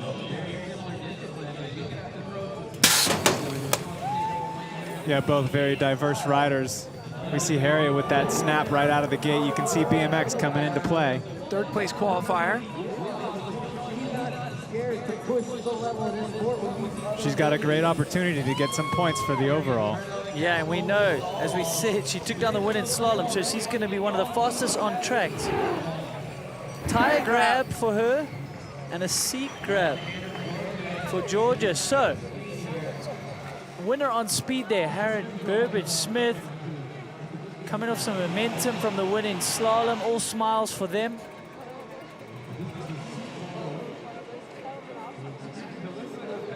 Yeah, all these athletes just stoked to be out here and be competing. Everyone's been so so gracious with the winning and losing, and the camaraderie between the athletes has been great. Here's the replays. So Harriet with the clear lead on the speed. That tire grab looked like it was a tire grab to a table. Yeah. She had a little movement there. She was going for a combo. Yeah. That's a good call, you know, in speed and style. If you can get one trick done before you've reached your apex, you've got the whole way down to try to sneak out a couple more points.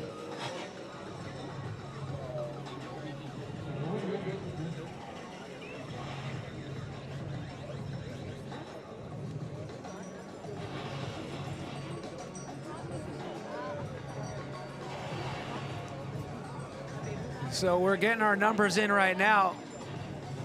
The Aussie Oi Harriet Burbage-Smith taking that advantage into their next round. Georgia Astle now knows what she's got to compete against.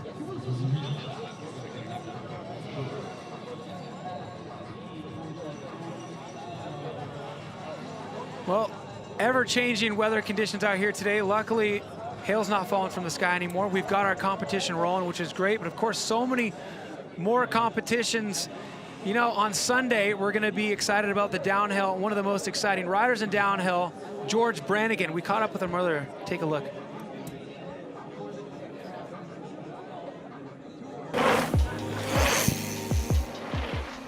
So George, we come to the bike park. Jump's one of the best fun things about coming to a bike park, but something that often gets people worried.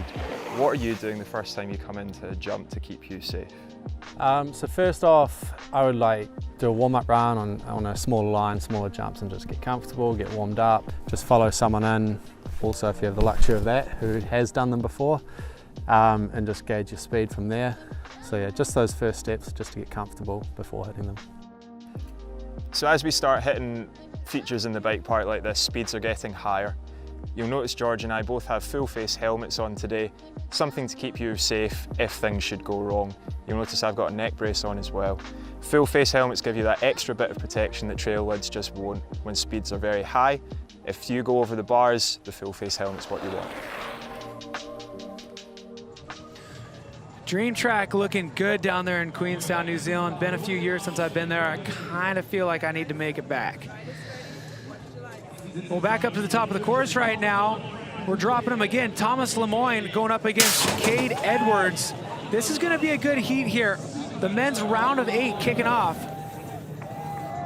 Oh! Double truck to X from Lemoyne, the most decorated speed and style athlete. Oh no! Looks Cade like Edwards He down. is out, slipped a pedal and off the side of the track. I don't think he'll be hurt at all with that, but he will be disappointed. it looked like maybe he was cutting that turn just a little bit too close, and the pole actually took his foot off the pedal. Lemoyne not checking up at all, was he?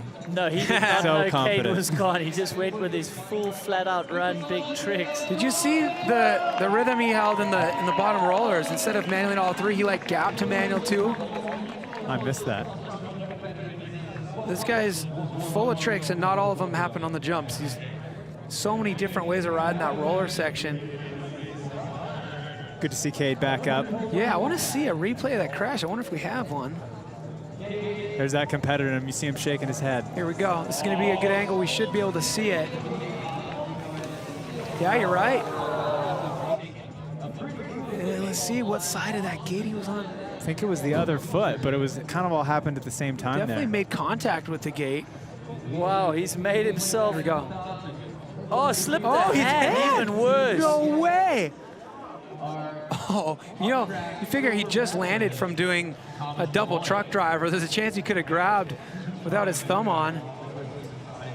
We've seen weird stuff like that happen before, haven't we, Andrew? When Lemoyne had a bobble and a bar spin, landed with his bars backwards, but still continued through the rest of the race with his brake on the wrong side. Speaking of Nyquist, I've seen him do that mid-contest run and then just like work it out on the next obstacle, like keep going. He used to do it on accident, BMX. He did it on purpose here, Innsbruck slopestyle, in the on-off. He intentionally landed with his bars backwards. It was so rad. Oh, look at this. We got a nice little transition. We're talking about Ryan Nyquist. Now we got Greg Watts up there in the gate, a rider with a very similar palette for tricks, going up against his good buddy, Kyle Straight. America versus America in this one, but only one can make it in to the round of 4. This one's for the bragging rights, but also for a spot in the semi-finals. So this is run 1, though.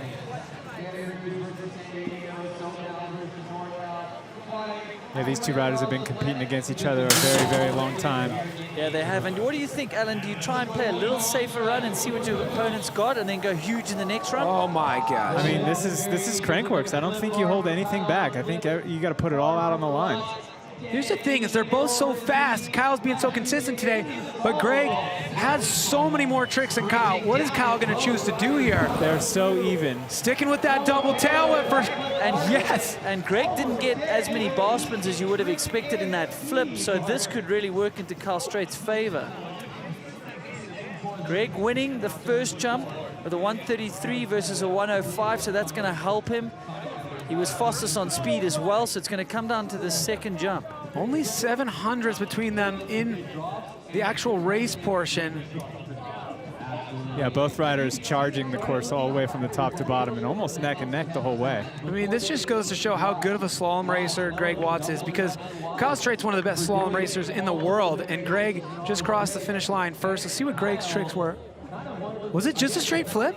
No, there was a bar spin in the flip, but okay, here we go. Only one from what I could see. Oh yeah, he just did it real early. Might have wanted to go for something else. Well, Greg's got so many more tricks he can do on that last jump if he needs to, but he's got 700ths right now to play with. Okay.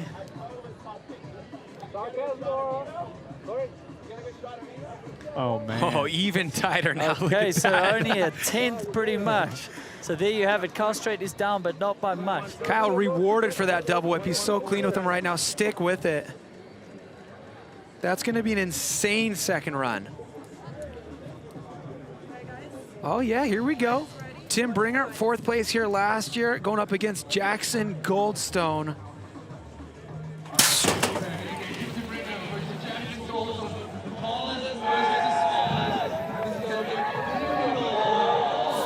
Oh, double Jackson bar for Bringer. misses Jackson.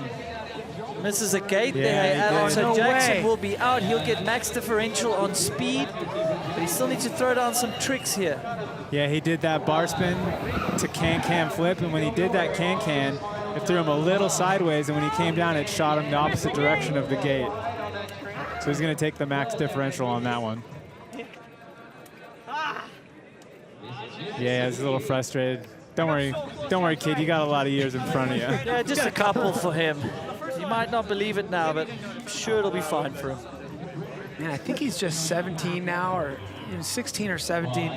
It's crazy to think because he's been around for so long. Yeah.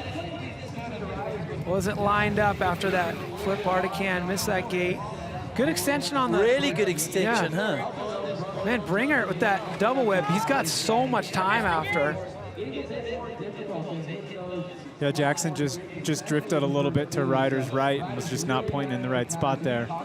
It doesn't look like the wind is affecting anything, but he's within distance there if he can step up those tricks and really get that speed down. It'll be interesting to see what happens to that differential now with the missed gate. That graphic didn't tell the whole story, so we'll see when we get them back up to the top for their second run just how much work Jackson Goldstone has ahead of him. And Peter Kaiser, the Austrian rider, hailing from right here in Innsbruck, Austria, going up against the second place qualifier, a legend of the sport, Tommy G.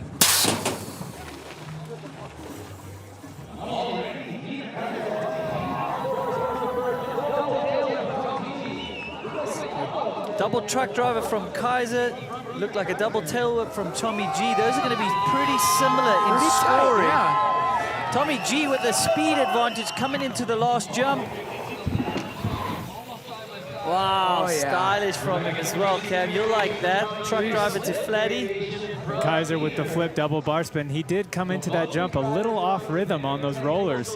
It looked like he got off rhythm just a little bit and was kind of working against himself. It'll be interesting to see what the judges do with that last jump, because a 360 bar spin at table, a 3-part combo, a backflip double bar spin, also a 3-part combo. So jump 2, yeah, same. 126 points for each of those. Yep, double truck for Peter Kaiser, double tail whip for Tommy G. So very, very similar trick scores for both these guys. Tommy G crossing the line first. He's going to be looking good.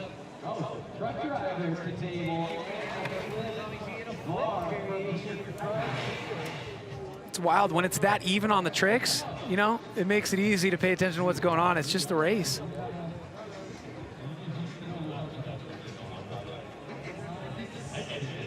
Did you like competing in front of a hometown crowd, or was it more pressure for you? That's way more pressure. It's easier when you're just out there and you just can, you know, tell the story when you get home, you know? But Yeah. now it's like, I mean, you're in the living room of everybody right now live anyways, you know? So what difference does it make? No matter where you're from, your hometown's watching you live. But hearing the crowd and you know that your friends are out there and you hear their voice, that's pressure for sure. Yeah, there's just a different feeling in your body, I think, Yeah. when you're at home, wanting to perform more than normal. All right, a look at our brackets as they stand right now. The L stands for leader. Thomas Lemoyne leading Cade Edwards. Greg Watts leading Kyle Straight, but not by much. Tim Bringer ahead of Jackson Goldstone by probably more than that 2.4 we're looking at right now due to that missed gate. And then Tommy G with only 0.3 ahead of Austria, Innsbruck, Austria's Peter Kaiser. That's going to be the one to watch. Ginon is our number 2 qualifier, so he's getting pushed to his limit right here. So that's what things look like right now in the round of 8 for the men. But you know what I really like? I'm hoping that's what this is. I like Eddie Masters, Win Masters, and I like their show. I'm a big fan of their wide world of sports. And if that's what we have in front of us right now, then I'm sticking around. Let's see what this is all about.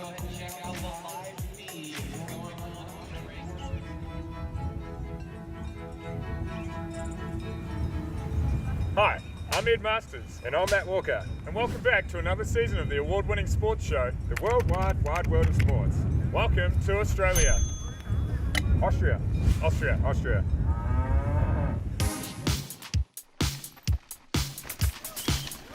The event I'm most looking forward to is the downhill race on Sunday. You want to start at the top of the hill, make your way down to the bottom from point A to point B. The fastest time from top to bottom generally wins.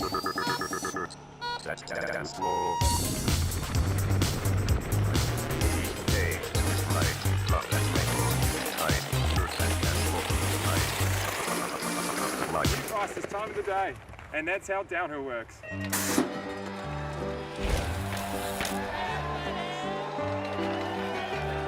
Most of the events at Crankworx are a head-to-head format.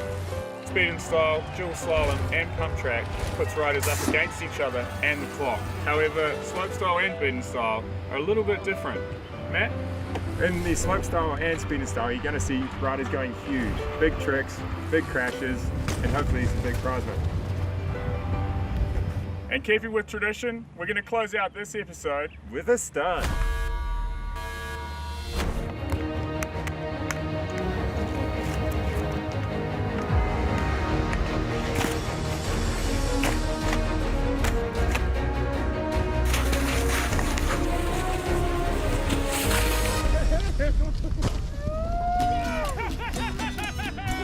Thanks for tuning in to another episode of the Worldwide Wide World of Sports. I'm Ed Masters. I'm Matt Walker. Good night. Okay. They're obviously upping their game on the wide world of wide sports. But do you think that, was he skiing? Eddie can ski. He did spend a lot of time due to COVID in Queenstown, and they got a lot of time on skis. So I'll get to the bottom of that. I'll do my reporting, and I'll report back on that. Does Eddie flip a bike? I'm not sure. I'm pretty sure it's a foam put or something he can flip. So if that was him on the skis, though, then we got to get him flipping on a bike if he doesn't already. That'll be impressive if he flipped last week coming into Crankworx here. Ooh, here we go. Enough of Eddie Masters wearing a dress. Let's go to the women's category here. We got Paula Zibasa and Via Verbeek. Via with a hefty advantage right now, 5.4. Via, our #1 qualifier. Yeah, our defending queen looking very solid in the early rounds. Yeah, #1 qualifier. As we said, she has had a second in this event before. It'll be awesome for a pursuit of the next queen of Crankworx title to go on and take a win tonight. She's got a really big advantage here, so she really doesn't need to do anything silly here. Yeah, just needs to keep her in sights, get a solid trick off, get some confidence for the next round. 5.4 to play with for Via, but she still goes for the tuck no-hander to ET.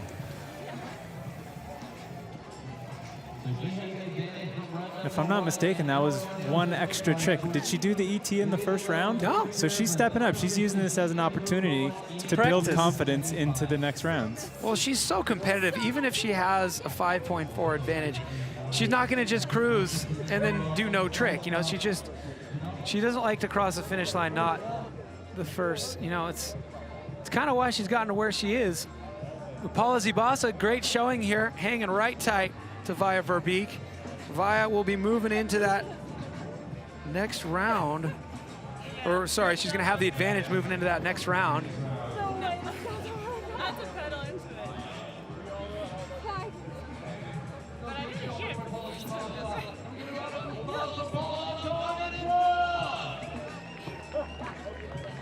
So I'm going to be interested to see what they score for that final jump there, the tuck no-hander to ET, because that can kind of help us here in the future. 145 points. So there you go. If you're in this field and you can nail that two-part combo, it's going to be very well worth your while.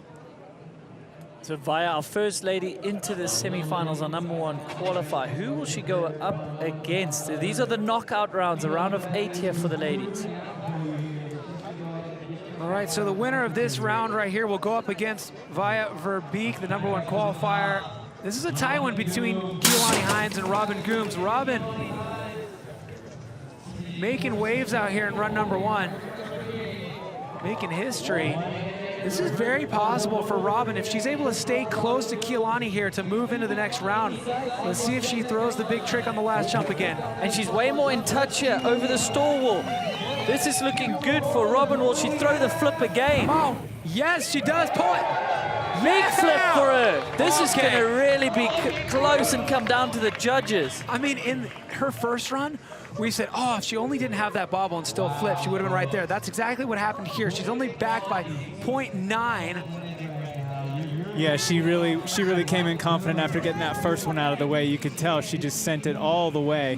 Went huge on the flip. Basically so smooth. Landed on the timing light. Okay, is it going to be enough? All right, a one-footed can-can. And a one-hander there. Keilani getting that one-hander. Just and nice you can hear calm. and you can hear the crowd too. It's awesome to have a limited crowd here. We can even hear them from the booth. I think you can hear them at your screens at home. Huge backflip again. First one in competition. Well, technically that was the second one, but her being the first person to do it. Well, if Keilani makes it through, she'll be up against Via. But if Robin makes it through, then we're definitely ushering in a new name for Crankworx here. Robin Gooms advances by 0.2. That backflip paying off. And right now, we're going to keep on progressing this discipline here because we've got our flipper in to the round of 4 up against the reigning queen of Crankworx and #1 qualifier, Via Verbeek. So this is changing up the sport right now. And that's what it's all about for these athletes. You know, you think about something for a long period of time, you find yourself here in the venue, and you send it and it works out. That's what it's all about. What a feeling for her. She must have a feeling of relief, excitement. So awesome. Okay, so there we go. We remember that crash from Gemma Corbera out of Spain the last run. So Jordy Scott getting a bye run here.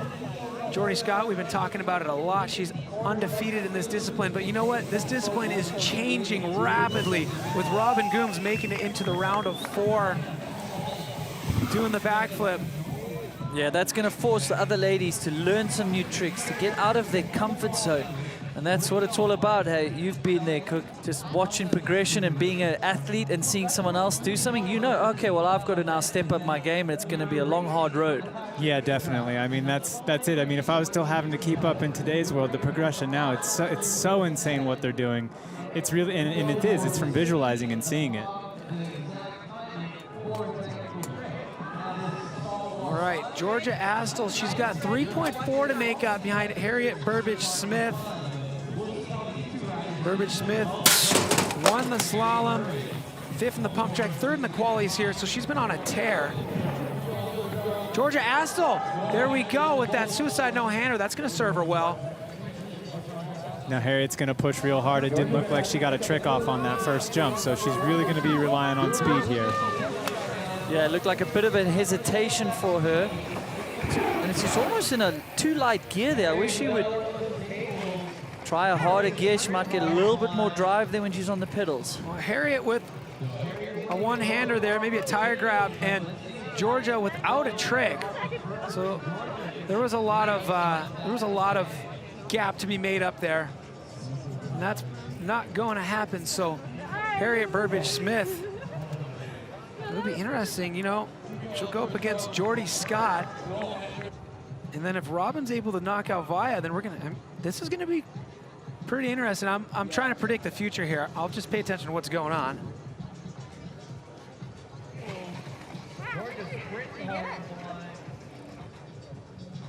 Just some amazing riding going on here on both ends of the field.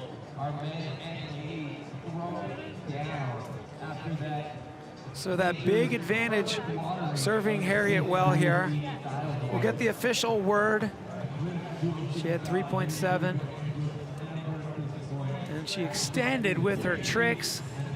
So as expected, Harriet into the round of 4, going up against Jordy Scott. But take a look at that top bracket there too, Andrew. And just like that, the top 4 seeds are through to the semi-final. They're going to have a little break, and then we're going to rack them again. But Vi Verbeek, your #1 qualifier against Gooms.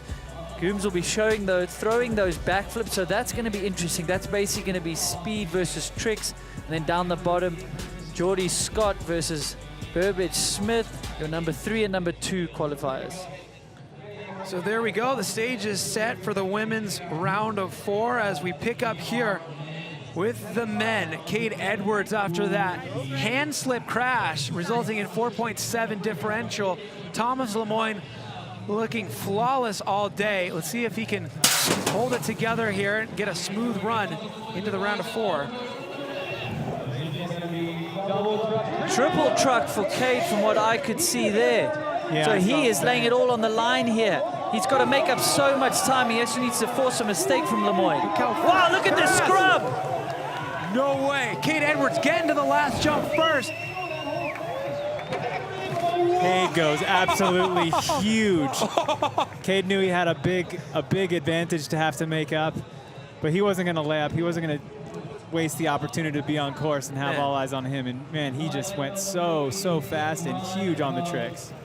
Cade is so wild, so deep and sideways on that backflip bar spin on the last jump. And what looked to be a triple truck driver on the first jump. Thank goodness we have replays. We're getting them right now. Yes. Good eyes, Andrew Needling. Wow, look at the scrub going deep there. So exciting.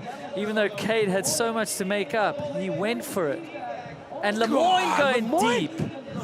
The track is getting faster and faster. The dirt is drying out, of course. So that's going to be tough for them to gauge. Watch this landing for Lemoyne. He looked over after catching the bars to Cade. All right, so Lemoyne, he had just the double up there, right? Yeah. I like how you say just. I know. That's where we're at. But it is comparing to a triple. Goodness gracious. And Kay's just one of those riders. You never know what's going to happen at any point in time, but you know it's going to be exciting. It is honestly the most chaotic thing to watch Cade. Like I said, down in Darkfest, he said, I'm just going to go up for a warm-up run. Oh, I'm really focusing on the World Cup. I looked around and I saw a body apart from a bicycle flying through the air on a 50-foot jump. Imagine. I'll just leave it there. So somehow he's in one piece, and that was a few weeks ago. He's lucky the Andrew standing there was Andrew Needling, not Andrew Shandro. Yeah, exactly. Maybe he'll tell him now that he got through Leogang. He also had one of the biggest crashes of the weekend on a mini bike. Well, that sounds about right. That's Cade Edwards. That's Cade Edwards, but he's built for it, though. Yeah, if there's a guy that can hit the ground, he's one of them. These are two guys up here who love mini bikes as well. Kyle Strait, mini biking around Straight Acres. Luckily, he's put the mini bike down, seemingly. He's stomping these flip bars and the double whips. But he's going to need to stomp them and go as fast as he can because Greg Watts has the advantage. It's a tight one, but Greg beat him in the first run, even on the time. And there it is. Whoa! Backflip bar spin, a suicide no-hander for Greg. So this is Greg doing Greg things. But this is where Kyle needs to get going because he's going to be back because of that trick. But Kyle Strait has put the practice in. His jumps and tricks have been flawless. There's the double tail up again. Oh, Greg with the backflip bar spin to bar spin back. Yep, we're at that part of the evening where Greg starts to do great things. Hey, and this could be a final, and this is just the round of 8. This is for a berth in the semi-finals. Jeez, what a crazy matchup right there. Yeah, Kyle pulling a magic trick out of the hat to get around that gate after the first trick. I couldn't see exactly what happened, but he shot off to the right there and did like I said, a magic trick. But here's the replay. Let's see what we get. To get back to the gate for sure. Like thinking that you have to be on the left side of that gate, even though you landed way on the right side of the gate. Oh, Kyle slipped a little bit of a pedal there. But I mean, the technicality of a backflip bar spin to suicide no-hander is kind of mental, and the judges know that, so let's see what they award him for it. 133 points for both those tricks, all right. Wow, and then you have it, Greg Watts, only by 1/1. hundredths there.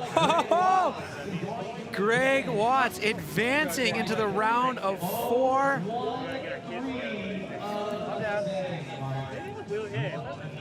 There you have it, Greg Watts advancing to the semi-final. He has had so many podiums. Can it become his night? He's really going to have to pull out all the stops, though, in that next run, because he will be up against Thomas Lemoyne. All right, Tim Bringer with the advantage over the young gun, Jackson Goldstone, 2.4 between them. And Jackson did miss a gate, so can he clean up this run? Flip bar for him. Nice lineup that time, skipping that 1 foot can. Oh, he is ahead on speed. This is what Jackson needs. Accelerating so fast. So Jackson, wow. Flip 1 foot can. Jackson Goldstone, somebody who trains for World Cup downhill racing. Tim Bringer, a slopestyle specialist. So Jackson playing toward his strengths right there and focusing more on the race than the tricks. I think it was a good decision to skip the 1 foot can after the flip bar on that top jump. Served him well. Yeah, he stayed focused and was able to get back on the pedals and really shoot for that time. I mean, like you're saying, we got a World Cup racer, we got a slopestyle rider, and they're clashing on this course, and they're competing against each other, and it's really cool to watch. Double truck for Tim Bringer.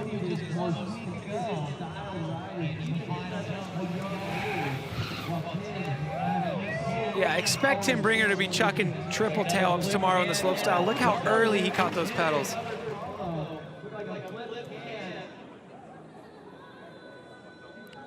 So we didn't see an extended differential there after missing that gate. So he's back by 2.4 before this. So no. That's going to be tough. Tim obviously had better tricks, so he will advance. Tim Bringer looking to back up his 4th place finish in speed and style here last October. He moves into that round of 4, so he's guaranteed himself at least that. Yeah, he's guaranteed himself a 4th, so he can't do any worse than last year. Jackson, he's got many more years ahead of him, but Thomas Janant, great to see him back in speed and style. We didn't see him for a long time. He's a former winner of this event in Whistler. Also competing in tomorrow's Joyride. So local Peter Kaiser, you can hear the crowd. Whoa! It's a double truck driver to X up, if I'm correct, on Peter Kaiser, but Tommy G is out front on the speed portion of this race. Tommy G with a double tail whip up top. What does he have for us? He's getting to the final jump first. Wow, double truck for Tommy G. It looked like a flip double bar from Peter, maybe trying to squeeze something else there. Yeah, and pushing the front end out there as far as he can, just trying to get every 10th and 1000th. I mean, you've seen how close some of these matchups have been. It's every little bit's going to count.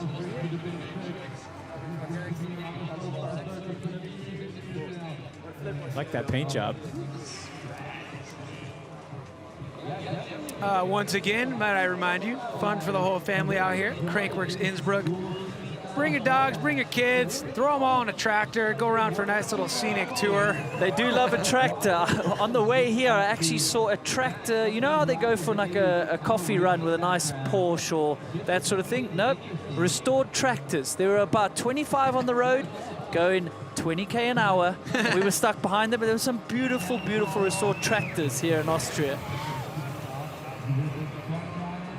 So Peter Kaiser trying to squeeze every ounce out of this last jump, trying to get as many points as possible. 360, 1 bar spin, 2 bar spin.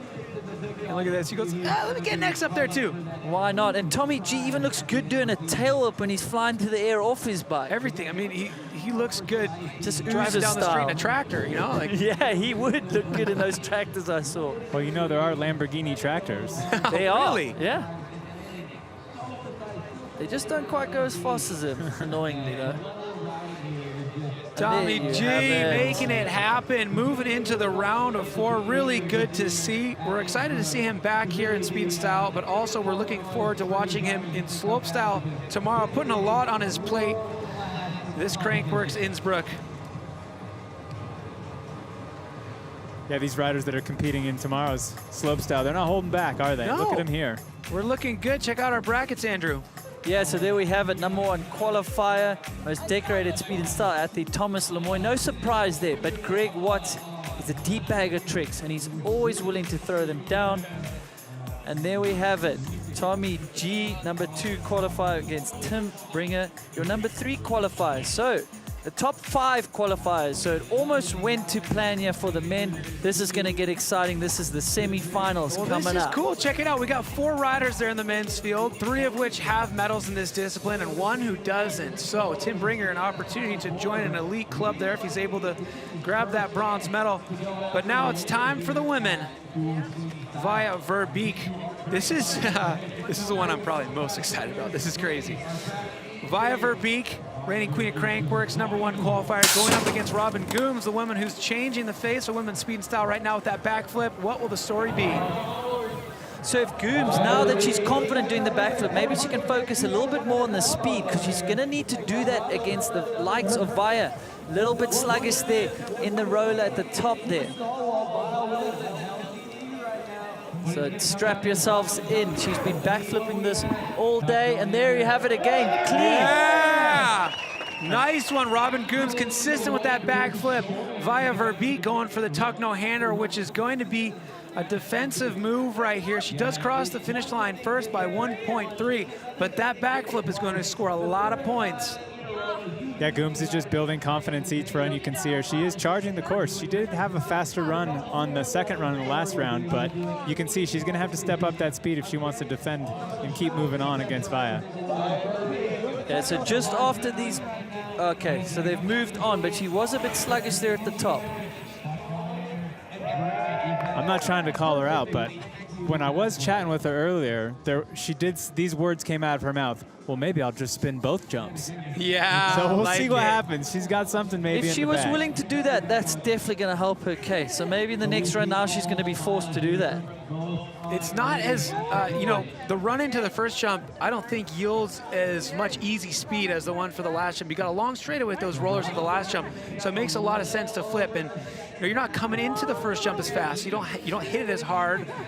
And so if she's able to kind of flex her muscle and push herself out of her comfort zone, it could be really beneficial.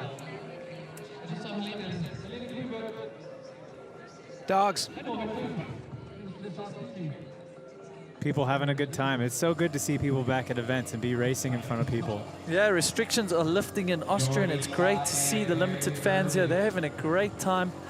And so are we, because we are getting into the heat of the speed and style. Jordan Scott, she is undefeated, looking to three-peat here, but she's got her work cut out against Harriet Burbage-Smith, who's riding high on confidence after a slalom win.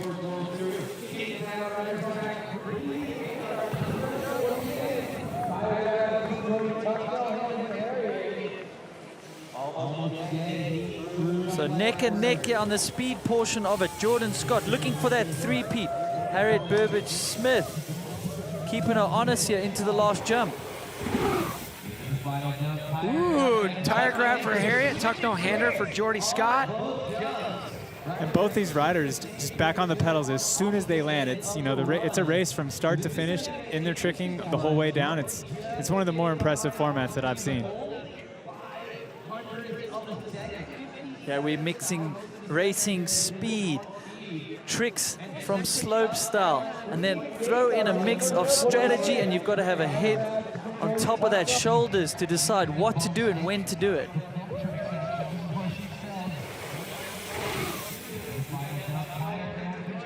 So I don't believe Jordy had a trick on the first jump, which is going to hurt her.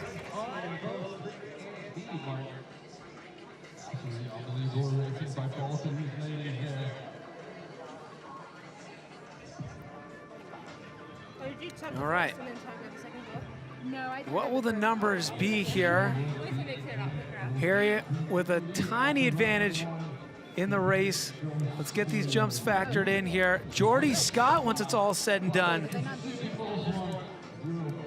There we go. All right, so if you're watching these races and you're thinking, I need to improve my skills, well, we got something for you. Pink Bike and Ben Cathro have been teaming up for some how-to tutorials. Take a look at a sample. If the goal is to make sure your head stays nice and stable, then the plan is to make the bike follow the shape of the terrain while your head just floats along above it. It's this separation that is the key to remaining smooth and controlled. So if you did nothing in terms of technique, you would find yourself just getting sent sky high in the air. So I'm going to stand up tall. I'm going to let the bike come up into me, push the bike forwards, which moves my weight back. This helps to stop me from getting spat forward too much. Well, thanks a lot, Ben Cathro. Check out Pink Bike. They're going to be launching the first episode of their tutorial series next week. That skill comes into play on this course on that squash wall. Yeah, all these riders are forced to use that technique on that one for sure. All right, men's semifinal. Look who we have up there. Thomas Lemoyne, the guy who's been on a tear. He's won the last couple events. We got Greg Watts, who's really on fire today right now. So can he knock out Lemoyne? Lemoyne with the jump start there. It looked like a triple truck from Lemoyne. I miss Greg Watts. I'm not sure what that he did. backflip bar to Sui. But yeah. Lemoyne, look how fast he's going on the speed sector of this. And Greg is no slouch on a bike. Yeah, Greg is going to really have to send. Oh, big tricks from Lemoyne. No way. Lemoyne with the backflip, tuck no hander to bar spin.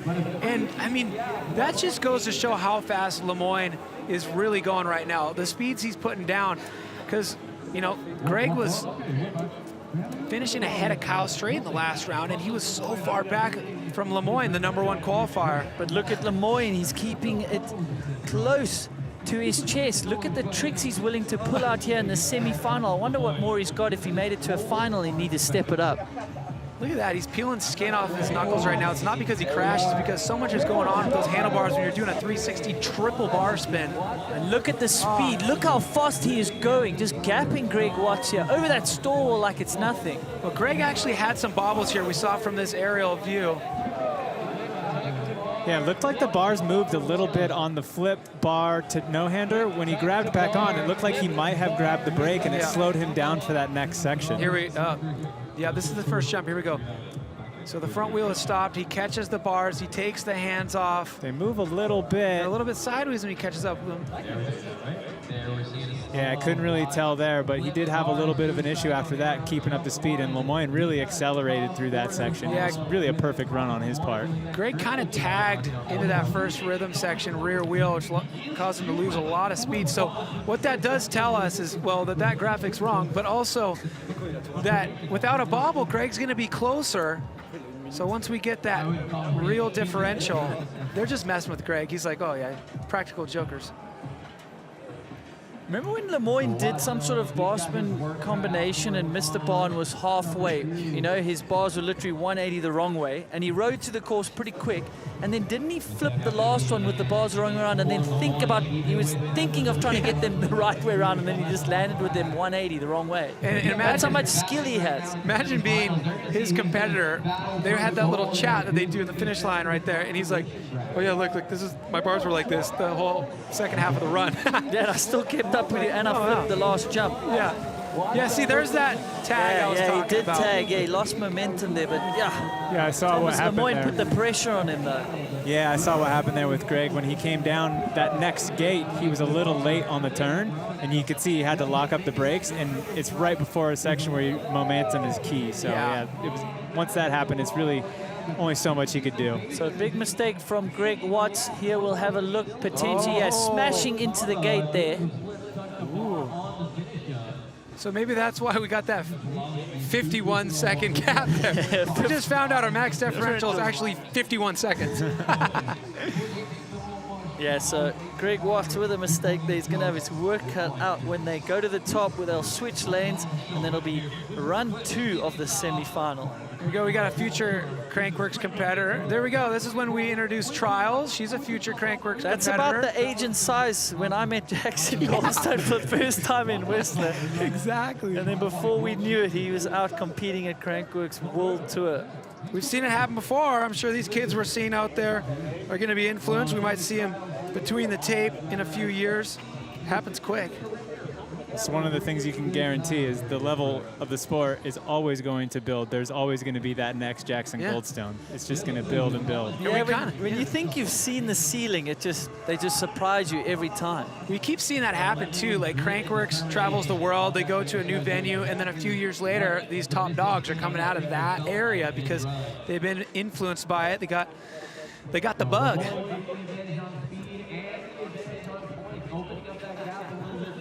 So Thomas Lemoyne will draw a star next to his name. They'll figure out by how much. That's for them to figure out. And we'll focus our attention on the next heat. Tim Bringer going up against Tommy G. Tim and Tom here.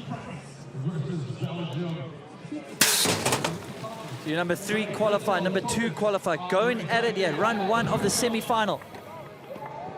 Like a double truck there from Bringer. Double tail whip from Janon. Bringer fast through the speed section. Tomini, they are neck and neck over the stall wall. This is going to come down to this last jump. Oh, yeah. Oh, come on. Oh, my dude. I do not want to see Janon crash the day before slopestyle. Come on, 360 bar spin to tail if he gets so far away from the bike. I don't think he wants to either, but Tim Bringer with a big trick as well on the last jump. Yeah, another triple combo, a double tail with 2 X up. Yeah, and he managed to stay on the bike, but Tommy G did not, so that's going to hurt his points. I mean, that's exactly what we've been talking about the last couple runs from Tim Bringer, is he's been catching that double tail up so early with so much airtime left. That's cool to see him make something out of that extra airtime. That's going to score incredibly high. Double tail up to X. Come on. Oh, that could have been a hard crash. Both riders just hanging on. Yeah. Luckily to not come together. Look at this slow-mo. So much movement, so much going on all in one jump. It's cool. They were side by side on both jumps as well. I mean, Janon isn't going to get scored that high for that trick because there was such a bobble, but I mean, he didn't lose much time because it's the last jump. He was able to kind of just skid through that timing light. So Tim Bringer crossing the line by only about a quarter of a second ahead of Janon. Okay, cool. So the quarter of a second is the differential after tricks have been added in. So that's going to be a great second run. Be interesting to see if Janon goes for that 3-bar to whip again, or if he gets scared off from it, considering slopestyles tomorrow. But back up to the top. Potential big heat here for kind of the progression curve. Women's speed and style. Robin Gooms, the flipper, going up against Via Verbeek, the #1 qualifier. So can she throw caution to the wind? No, she does not go for it on the first jump. We were hoping here in the booth that she would. If she can just get going on the speed, yes, she does have a chance. She was cleaner into that manual this time. She has. Yeah, she's ahead on speed. See what she can do. Here we go, get that flip. Robin Gooms backflipping flawless again through the line first this time. So focused, even getting pedals in, just maximizing her speed. She's got a deficit to make up, so let's see what she can do. It's all down to this jump number 2. What will the judges tell us? She did the same thing in the previous round. She was a little bit short, came up a little bit short on time, and then made up that difference on the second run.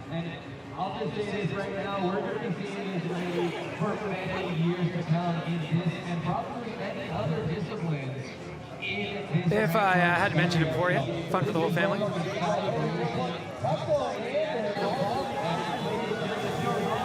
Wow, this is exactly what we were hoping Robin would pull off here, is, you know, lead the run and flip. 'Cause that's kind of what needs to happen if you're going to knock out the reigning queen of Crankworx.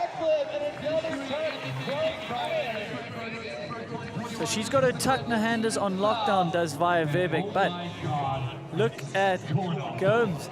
She is literally just backflipping on demand, no issues there. Got that on lockdown. What will the points say? You see, I'm not agreeing with that. 148 points to 135 points. I'm not happy about that. I'll just put that out there. Judges, come on. That is the first backflip for a lady in competition. Yeah. And you're only scoring it. I'm not happy. That's not. As you can tell.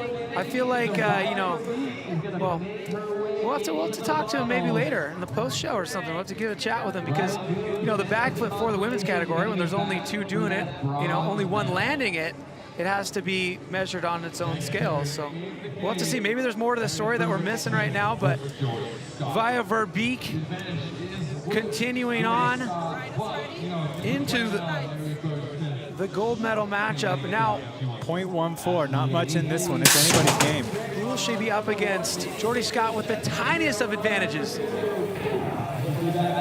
Oh, tuck from Burbage Smith.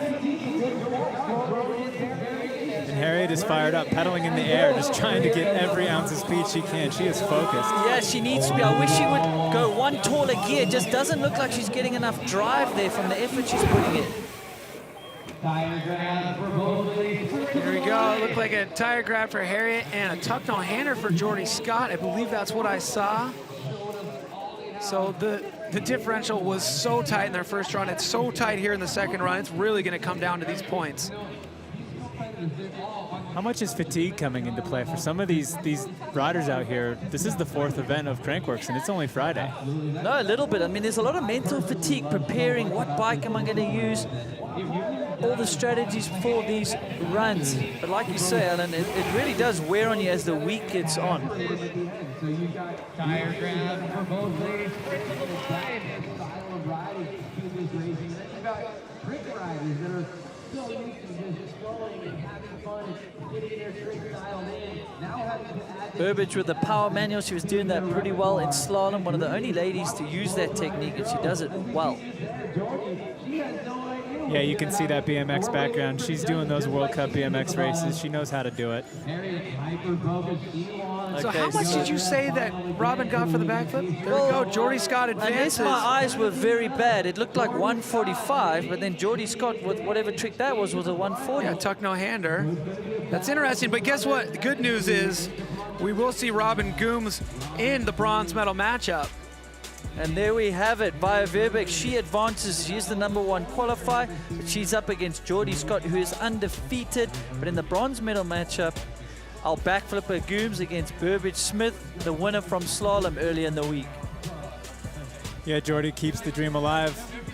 Just getting through that last round, she can taste the medals. You know she's going to be going for the gold and trying to keep that streak alive as the only undefeated rider we have out here in the field. Well, we've got 2 left in contention for a gold medal here in the women's class and the men's class, but all the athletes, no matter what discipline they're here for, they try their darndest to enjoy their time in this beautiful city in the mountains. Let's take a look at how some of these riders spend their week.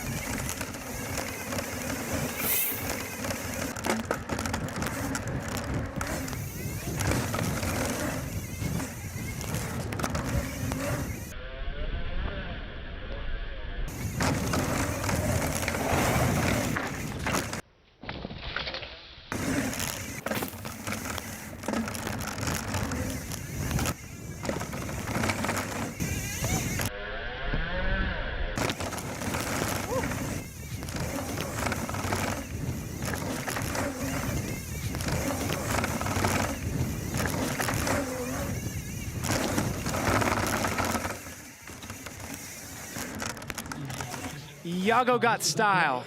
Yeah, Iago knows what he's doing. He's a great tour guide, even when he's not even in his own country or town. He does speak like 4 languages. I've traveled with him quite a bit, and he is the best tour guide. He can ride any trail, on any bike, and speak most of the languages in the places you're going to be. He can make anybody who watches that video want to come to Innsbruck, Austria, ride the trails here. There we go. Heat loaded up in the gate. Greg Watts back by 2.2 behind Thomas Lemoyne. Keep in mind, Greg had a bobble, so if he has a smooth run, he's within reach.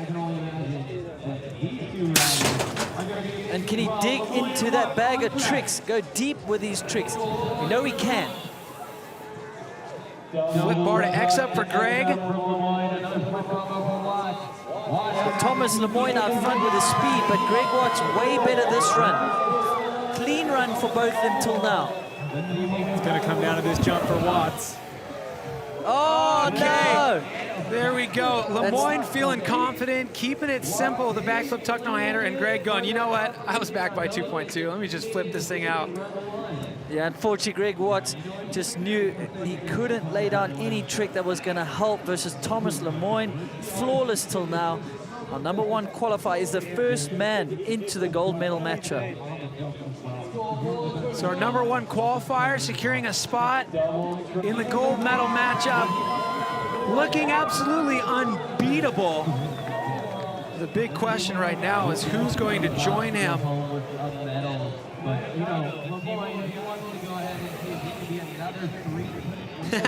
That looks like the first backflip I watched him do way back in, what? 2005 or something. What a bar hump. Is that what it looked like? That's how he was learning flips into my pool, just like that. Little bar hump, little scorpion. Yeah, I mean, that's all of our first backflips. Unless you're Robin Gooms, then it's just perfect looking. Yeah, right? Nosed in, relaxed. So Lemoyne into the gold medal matchup. Greg Watts, I mean, still an opportunity for a medal, which is great. Yeah, he needs to take this stride, or this loss in stride, and know that he still has an opportunity for a medal going up. We don't know necessarily who he's going against, but you know, he's got to keep his head in the game here. Yeah, and I mean, he did get beat by Thomas Lemoyne, who's just upped his game. He's #1 qualifier. I mean, really tough to beat Thomas Lemoyne. Well, how are you getting home? It's leaving with it. It's coming back for Monday. Yeah, okay. I still got some stuff to do here.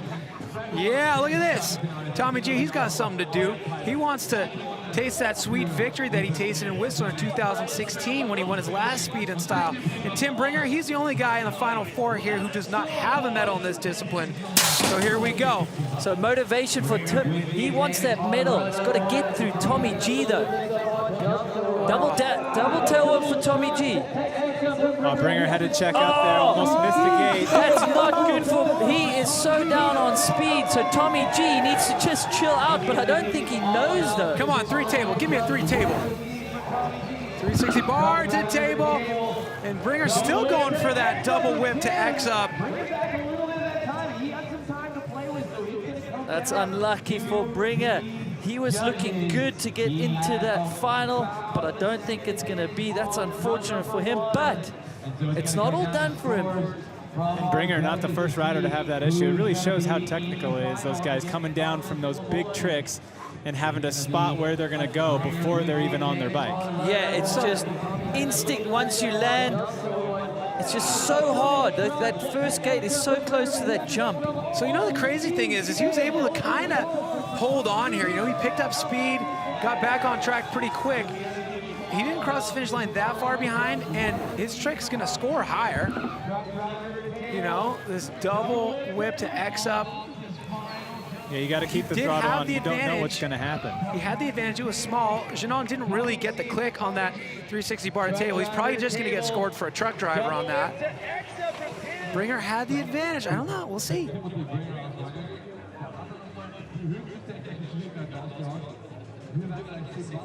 Yeah, finds himself way too far to the wrong side of that gate.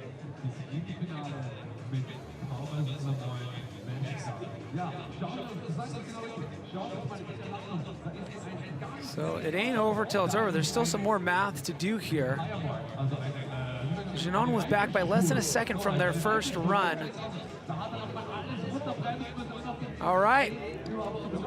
As we figured, but it was tight. It was 0.7 after everything was factored in. Tommy G into the final going up against Lemoyne. One thing's for sure is that Thomas is going to take a gold medal here in the speed and style, but Bringer going up against Greg Watts in the bronze medal matchup, an opportunity for him to better his 4th place finish from last October here in Innsbruck. So this is what it's all about right here. Robin Gooms going up against Harriet Burbage Smith.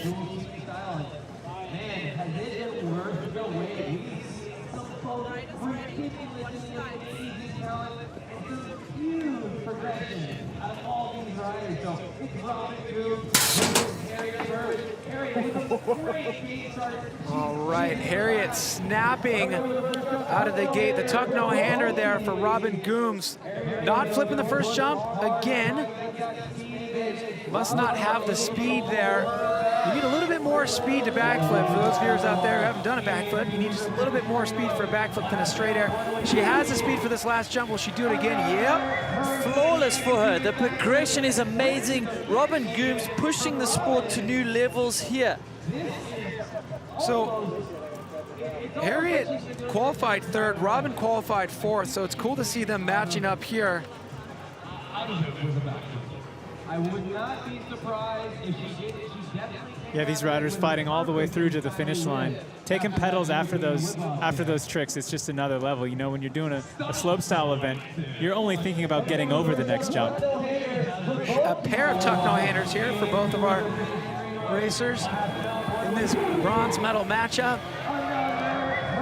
Wow, she is so confident with that backflip now. That is great to see. It's gonna be a challenge for the ladies. Are they gonna have to go home and get in the foam pit and see if they can get one done? Yeah, I think by the next time we get together and have this party, I think there's going to be more females doing backflips and 360s and tabletops. Will you send me a photo? All right, let's do some math. Harriet crossing the line first by 0.3, but we got some points to factor in here. Robin Gooms, the winner of the first run here in our bronze medal matchup. That backflip paying off. That's great to see that the backflip is paying off. Good speed from her as well.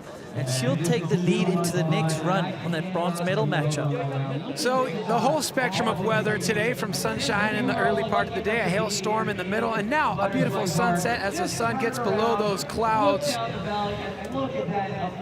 This day is about to be over, but tomorrow we're very much looking forward to it. Slopestyle, here's a look at my medal predictions.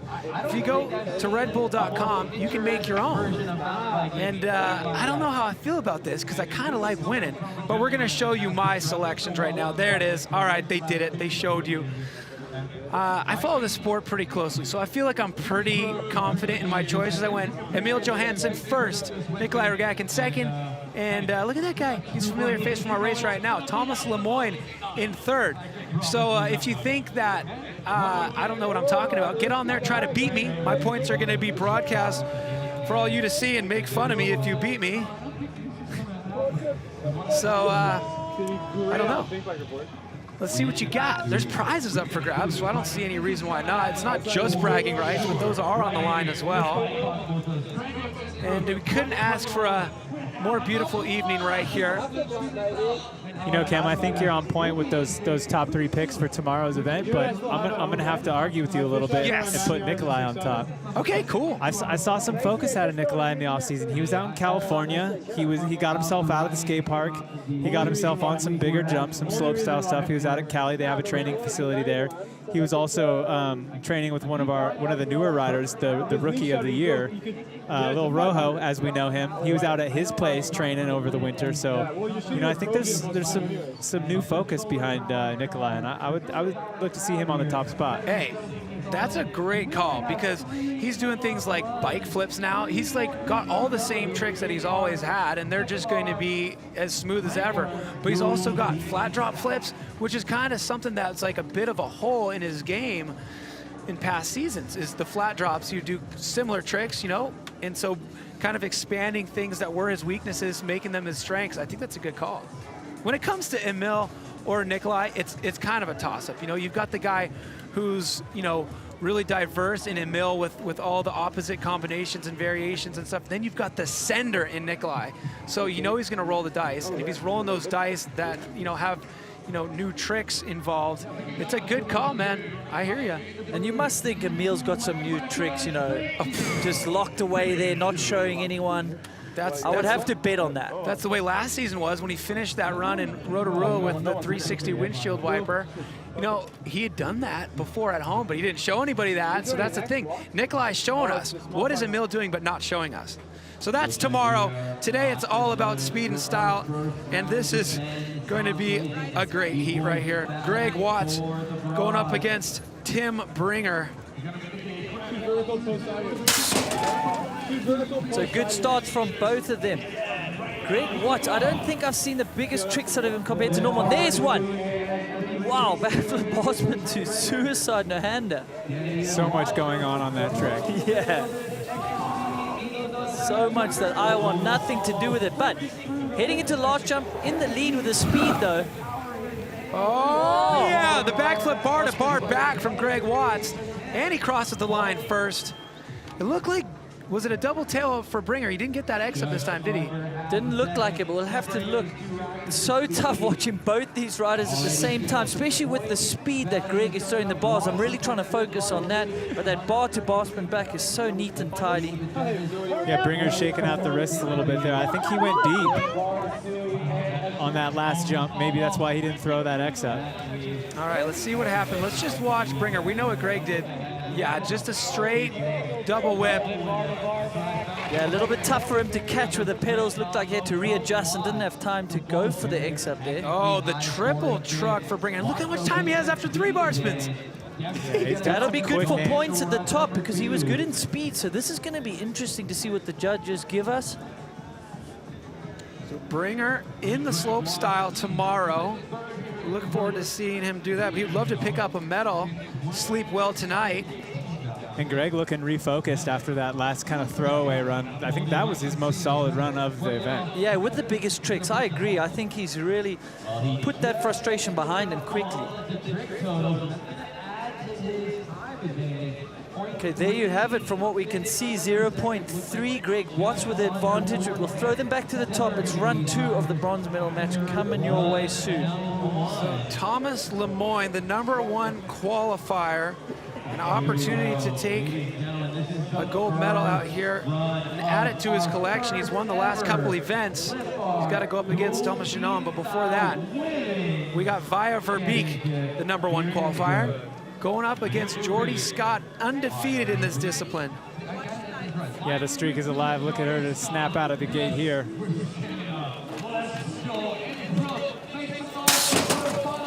What a start. So good start from both ladies here. The tuck, but she didn't get as much extension, it looked like, from Via. Jordy Scott out front with the speed for now, but losing a bit of momentum there. Yeah, Via's going to push her all the way to the finish. So Via has had clean runs all night, taking the lead into this last jump. Oh, she misses her trick. That's going to hurt. Jordy Scott getting the tuck no-hander, but Via getting stuck in an endo dead sailor. There's no way to squeeze anything out when you're pressure going over. getting to her. Often nerves are setting in, the muscles tighten just a little bit, and she didn't get her trick on that last jump. That is going to hurt her. When you qualify first in one of these events, you know you want to be able to back that up with a win. Just carrying a little bit more speed potential into that last jump, getting a little bit bucked, and that is so tough to take the hands off once that happens. Yeah, you're just holding on. Just hoping to get to the ground as soon as possible before it gets any steeper. The panic rev, getting bucked, going over the front is no fun for anyone. We never like to see that. Both of them are in such a similar position right now. If you qualify first, you feel like you need to win. If you've never lost, you feel like you need to win. Yeah, who can withstand the pressure the best here? These two ladies are feeling it. That is run 1. So winner in speed was Via Verbeek. And there you have it, Jordy Scott with a 1.4 advantage. Ignore that graphic. We'll throw them to the top for another run. What's going on? So, over to the men. Thomas Janon going up against the #1 qualifier, Thomas Lemoyne, who's been unstoppable, winning the last few events. And you know what? He competes in a lot of events out here, and he's got his formula down right. He uses the same bike for 3 different events, speed and style, slope style, and pump track. And it works for him. He doesn't have to adjust for anything, get used to it. A lot of times these practice sessions are one after another, and the riders who are choosing different bikes for different events, they've got to make it down to their pit, change bikes. He just runs the same setup, hardtail, 1 brake, makes it work for all 3 of those events. I mean, saying that he makes it work is an understatement. Yeah, he's making it work. Straight out of the gate, takes the lead. Double truck, it looked to excellent potential. I don't think it was a triple truck. So Thomas Lemoyne, this is where he's been really strong in the heat, getting going here on the speed. So he's in the lead, coming to last jump with that big manual line. Whoa! Was that a quad manual into a flip bar spin to tuck? That's the part, honestly, like, these tricks are amazing, but like that manual, every time he does it, that's the part that I just am blown away by. Yeah, because if you get it wrong, you're gonna have to tap the brake, which slows you down. So it's an interesting tactic, but he's doing it flawlessly. Yeah, he's making it work. He's gaining the maximum momentum off each one of those rollers. It's an insane level of confidence. So awesome visuals here from the drone. Look at these racers throwing tricks on the pedals. This is a ridiculous amount of skill to pull this off. 1, 2, 3, 4. Jeez. So going for the tuck to Bossman flip there from Thomas Lemoyne. That's going to score good points. Oh, Tommy G with a big run as well, man. Double truck to Is X this up. slope or speed and style? What am I watching here? We're talking Look about at this. Double tail up at the top, combos to boot. double truck to X up, man. We're into the quad combo territory.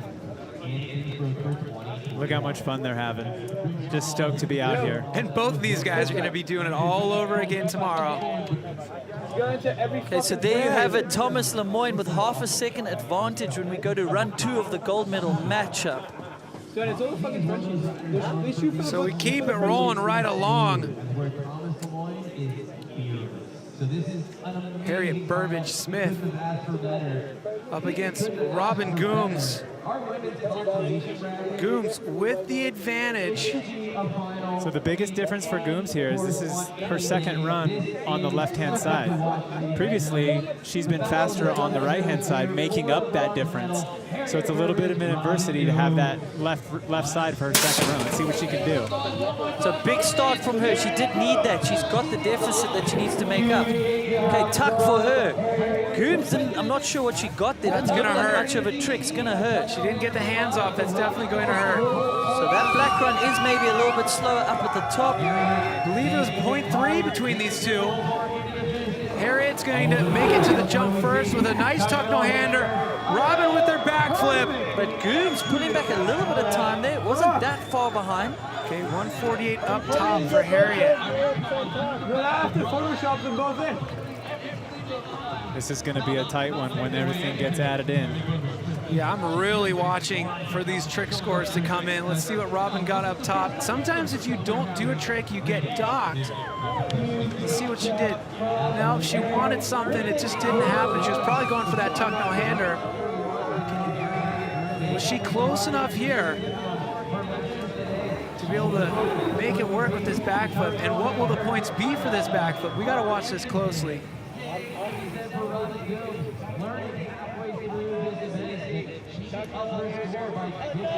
So Harriet with a pair of tuck no-handers. All right, what do we got? Give us the graphic. Yeah, riders are nervously awaiting to see with everything tabulated up. It could really go either way. And this is for a medal. This is for a bronze medal. Neither of these ladies have had a medal in this event.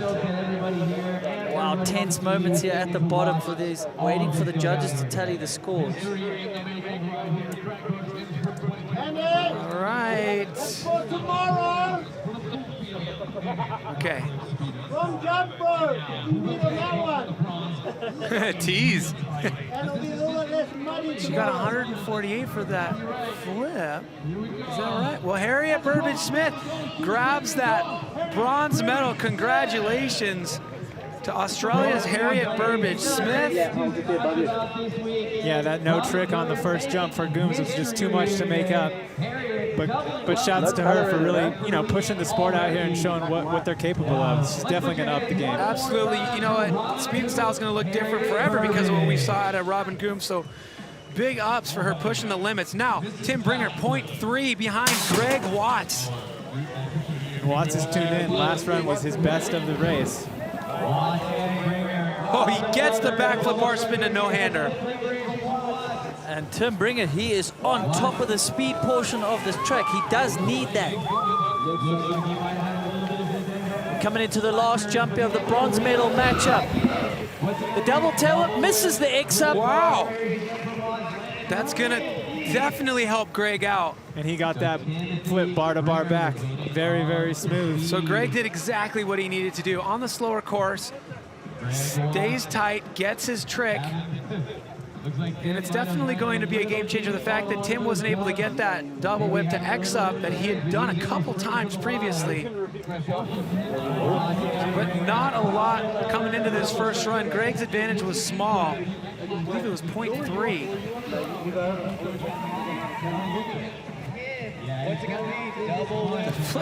That flip bar to bar back happens so fast. It's crazy. There's so much going on, but you barely see any of it. And both riders going a bit deep on that last jump, so the course maybe still is getting faster. It absolutely is. This dirt is drying. We had a lot of rain and hail soaked into the dirt. Running faster, which is a challenge for these riders. You can see them both going deep, big head slaps. All right, who's going to take away the bronze medal? Will Greg grab yet another bronze medal, or Tim Bringer grab his first piece of hardware from Speed Style? Look at that! Tim Bringer, on 4th place last year, grabbing the bronze medal here. 3rd place for France's Tim Bringer. 0.043 was the difference in the end. Yeah, just nothing in it. Awesome run from Tim Bringer. My man, you've gone better than last year. That is a bronze medal for you. You can see how happy he is. Disappointment for Greg Watts, but he has a lot of podiums. 4th place is nothing to be afraid of. Well, there we go. We've given away the bronze medal now for the men and the women, which means only one thing. We've got one more race to go for the women, and that's going to be our gold medal matchup between America's Jordy Scott and Canada's Via Verbeek.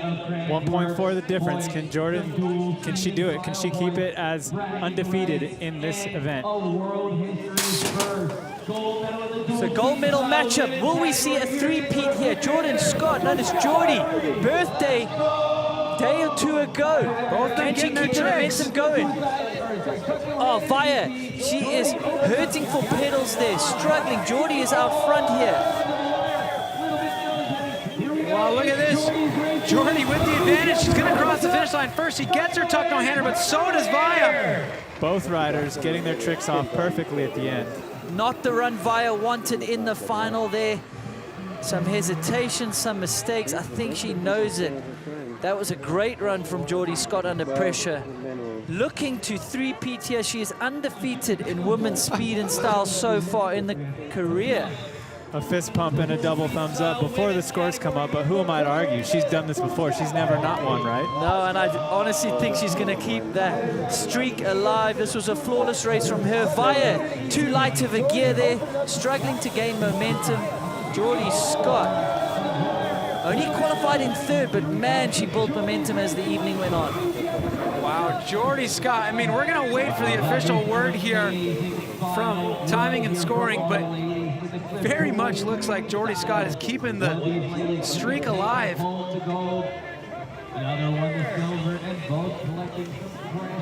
Two different approaches. We have a short travel trail bike that Via's riding, and then a little bit more of a traditional pump track slope style type hardtail bike. Yeah, going with a single speed, super simple, super light for Jordy Scott. That seemed to work.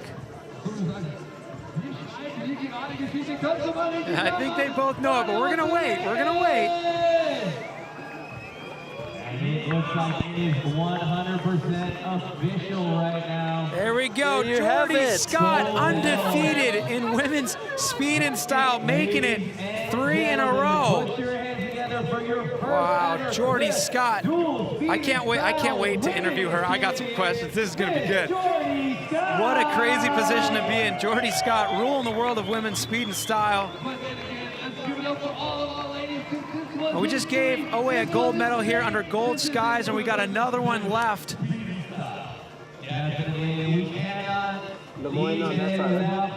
Sometimes it all comes together. A couple hours ago, we thought maybe it wasn't going to happen, but the crew got out there, they fixed the jumps. I saw them with the torches drying off the ramps, and man, this is just a really great event altogether. Put your hands together one more time for Canada's own. All right, Jordy, first and foremost, congratulations on being undefeated in a discipline. I feel like we've never even had an opportunity to say that before. So first, congrats. I want to ask you two things. I want to ask you if there's more pressure knowing that you're the one to beat because you've never been beat, and also, how do you feel about backflips on the horizon? I definitely feel like there's a little bit more pressure, like having there's been so few events, and I've been lucky enough to win all of them, so it's kind of like, oh, that target's on my back, but I really try to ride my own race, and I know what I'm capable of and what I've put the work in for, so that's all I could focus on.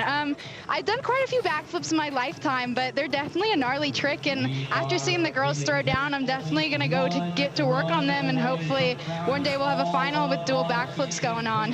Yes, Jordy, that's exactly what I wanted to hear. Obviously, if you weren't into them, no pressure, but I'm so psyched to hear you've done them, and it's right on the top of your mind. Yep. We can't wait to see you compete again in speed and style. Congratulations on tonight, and congratulations on being undefeated. Thank you so much.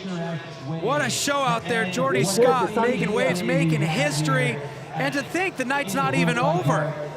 We got a gold medal to give away for the men right now. Thomas Jeannon trailing Thomas Lemoyne by just half a second. It's anyone's game here. And you know both these riders have tricks in their bag we haven't seen, so this is going to be exciting. And they're off. Good start from both riders here. Thomas Lemoyne. Wow, he did bump the flag there. So triple truck it looked like from Thomas Lemoyne. Double tailwind from Tommy G. And he's a little bit behind there on that black lane. Can he pull some speed back here? Over the stall wall. It's all to play for into the last jump here. He's screaming. What? Double flip from Thomas Lemoyne! Yeah! I told you they had tricks we hadn't seen yet. This is insane. This is why we want this sport. This is so exciting. Thomas Lemoyne throwing down a double backflip. We haven't seen him do it in competition, in speed and style. That jump isn't that big for that trick either. Which roller do you think he was on when he decided to throw that double backflip? I don't even know what's going on. He saw Jeannon just a little bit in front of him and did that. He reached into that bag of tricks and to make up that time. I would really hope he decided before this gate drop. Wow, there's so much going on in this run. We don't even know what to say here in the booth. Thomas G though, great run from him. He was out front on speed. And I mean, the crowd was going nuts before they made it to that last jump. And then when he went for that double flip, they just blew up. I mean, Tommy G, is that double truck to X up? That's what it looks like he got round there. So, I mean, that's also an incredible trick. At the top for Tommy G. Lemoyne spinning as many times as he can with those bars. The speed is so high, they're just barely skitching through those tight turns. Your number 1 and number 2 qualifier, they just showed us exactly why they were the men to beat here. This is the gold medal we are waiting to hand out here. We're buzzing over that double flip, but really it's so tight. We don't know what's going to happen here. Thomas Lemoyne rewarded for that double backflip, grabs the gold medal. Thomas Jeannon with a silver. And if you like what you saw from these guys, guess what? Both of them are going to be back for slopestyle tomorrow. Time for these guys to get some rest, but What do you do with all that adrenaline, man? I feel like I just watched the dual slopestyle. That could be a new sport for the future. Just build 2 huge slopestyle courses next to each other, because those 2 will be the men to beat. All right, take a look here. Racing into the double backflip. Sees Ginon a little bit in front of him and knows he's got to make up that time. I'm speechless. It takes quite a lot for me to be speechless. I mean, he's got the confidence. He knows what it takes to win here. This is his, I believe, his 3rd win in a row in this event here. Yeah, he's the most decorated speed and style athlete, and it just shows why. He's able to just go into that bag of tricks and throw it all the way down. We got him. Thomas Lemoyne, my man. Lemoyne, congratulations on the gold. I got one question for you. At what point did you decide in that run you were going to go for the double flip? In the flags. I felt so sketchy in the flags. And I was like, okay, I need another trick on the last one. I need to go higher as I can. And then my mind was just focused on that. And it worked. Dude, it worked. And you're rewarded for it. You got the gold medal. Thank you for putting on such a great show. Congratulations on the gold. And get some rest, man. You got slopestyle tomorrow. Bravo. Yeah, thank you. Come on, guys. Come on. He ain't sleeping tonight after that. I'm not sleeping tonight. I love how he's like, I figured that out in the flags that I needed a bigger trick. And then clearly he was thinking about it while riding a bike so fast. And then he decides to double backflip. Oh my goodness. I need a break. What do we do? I'm like, my heart's beating fast, I'm out of breath, and I've just been standing here. Yeah, it was pretty chilly up in this booth, Cam, but I think we're all pretty much heated up now. Thomas Lemoyne, Unata, thanks so much for spoiling us with that. But Tommy G, it was great to see him back, former winner of the event. But what about world's first? The backflip in the ladies, Robin Gooms, that was awesome. And honestly, I think she deserved a bit more, but that's just me being biased, but that was awesome. A win in my books for her.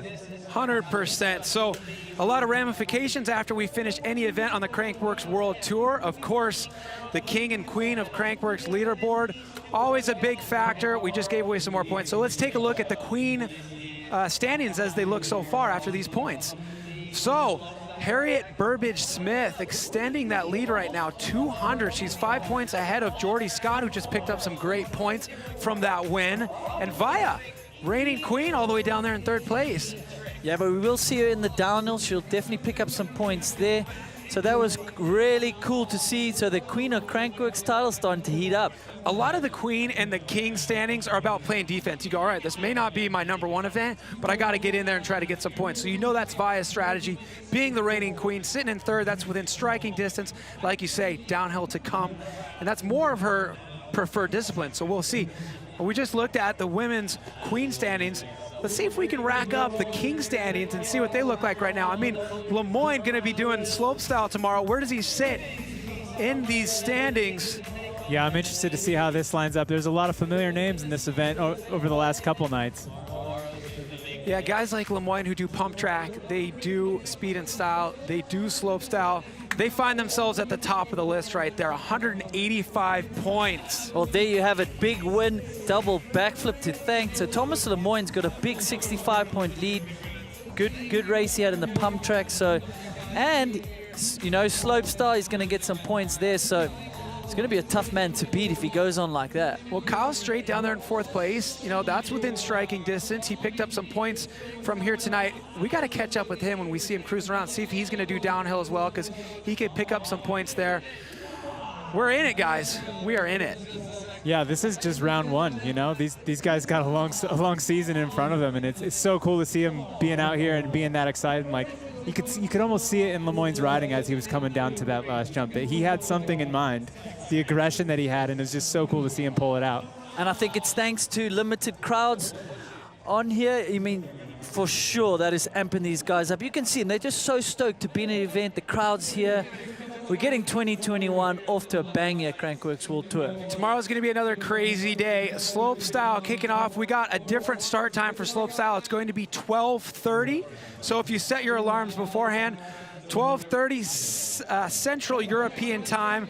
And if you're new to this, this is what slopestyle looks like. Picture what you just saw, but guess what? The jumps are bigger, there's a whole lot more of them, and there's no racing to be had, just a whole lot of high-flying insanity. Riders like Emil Johansson, Eric Fedko, Thomas Lemoyne, Thomas Janon, Nikolai Rogatkin.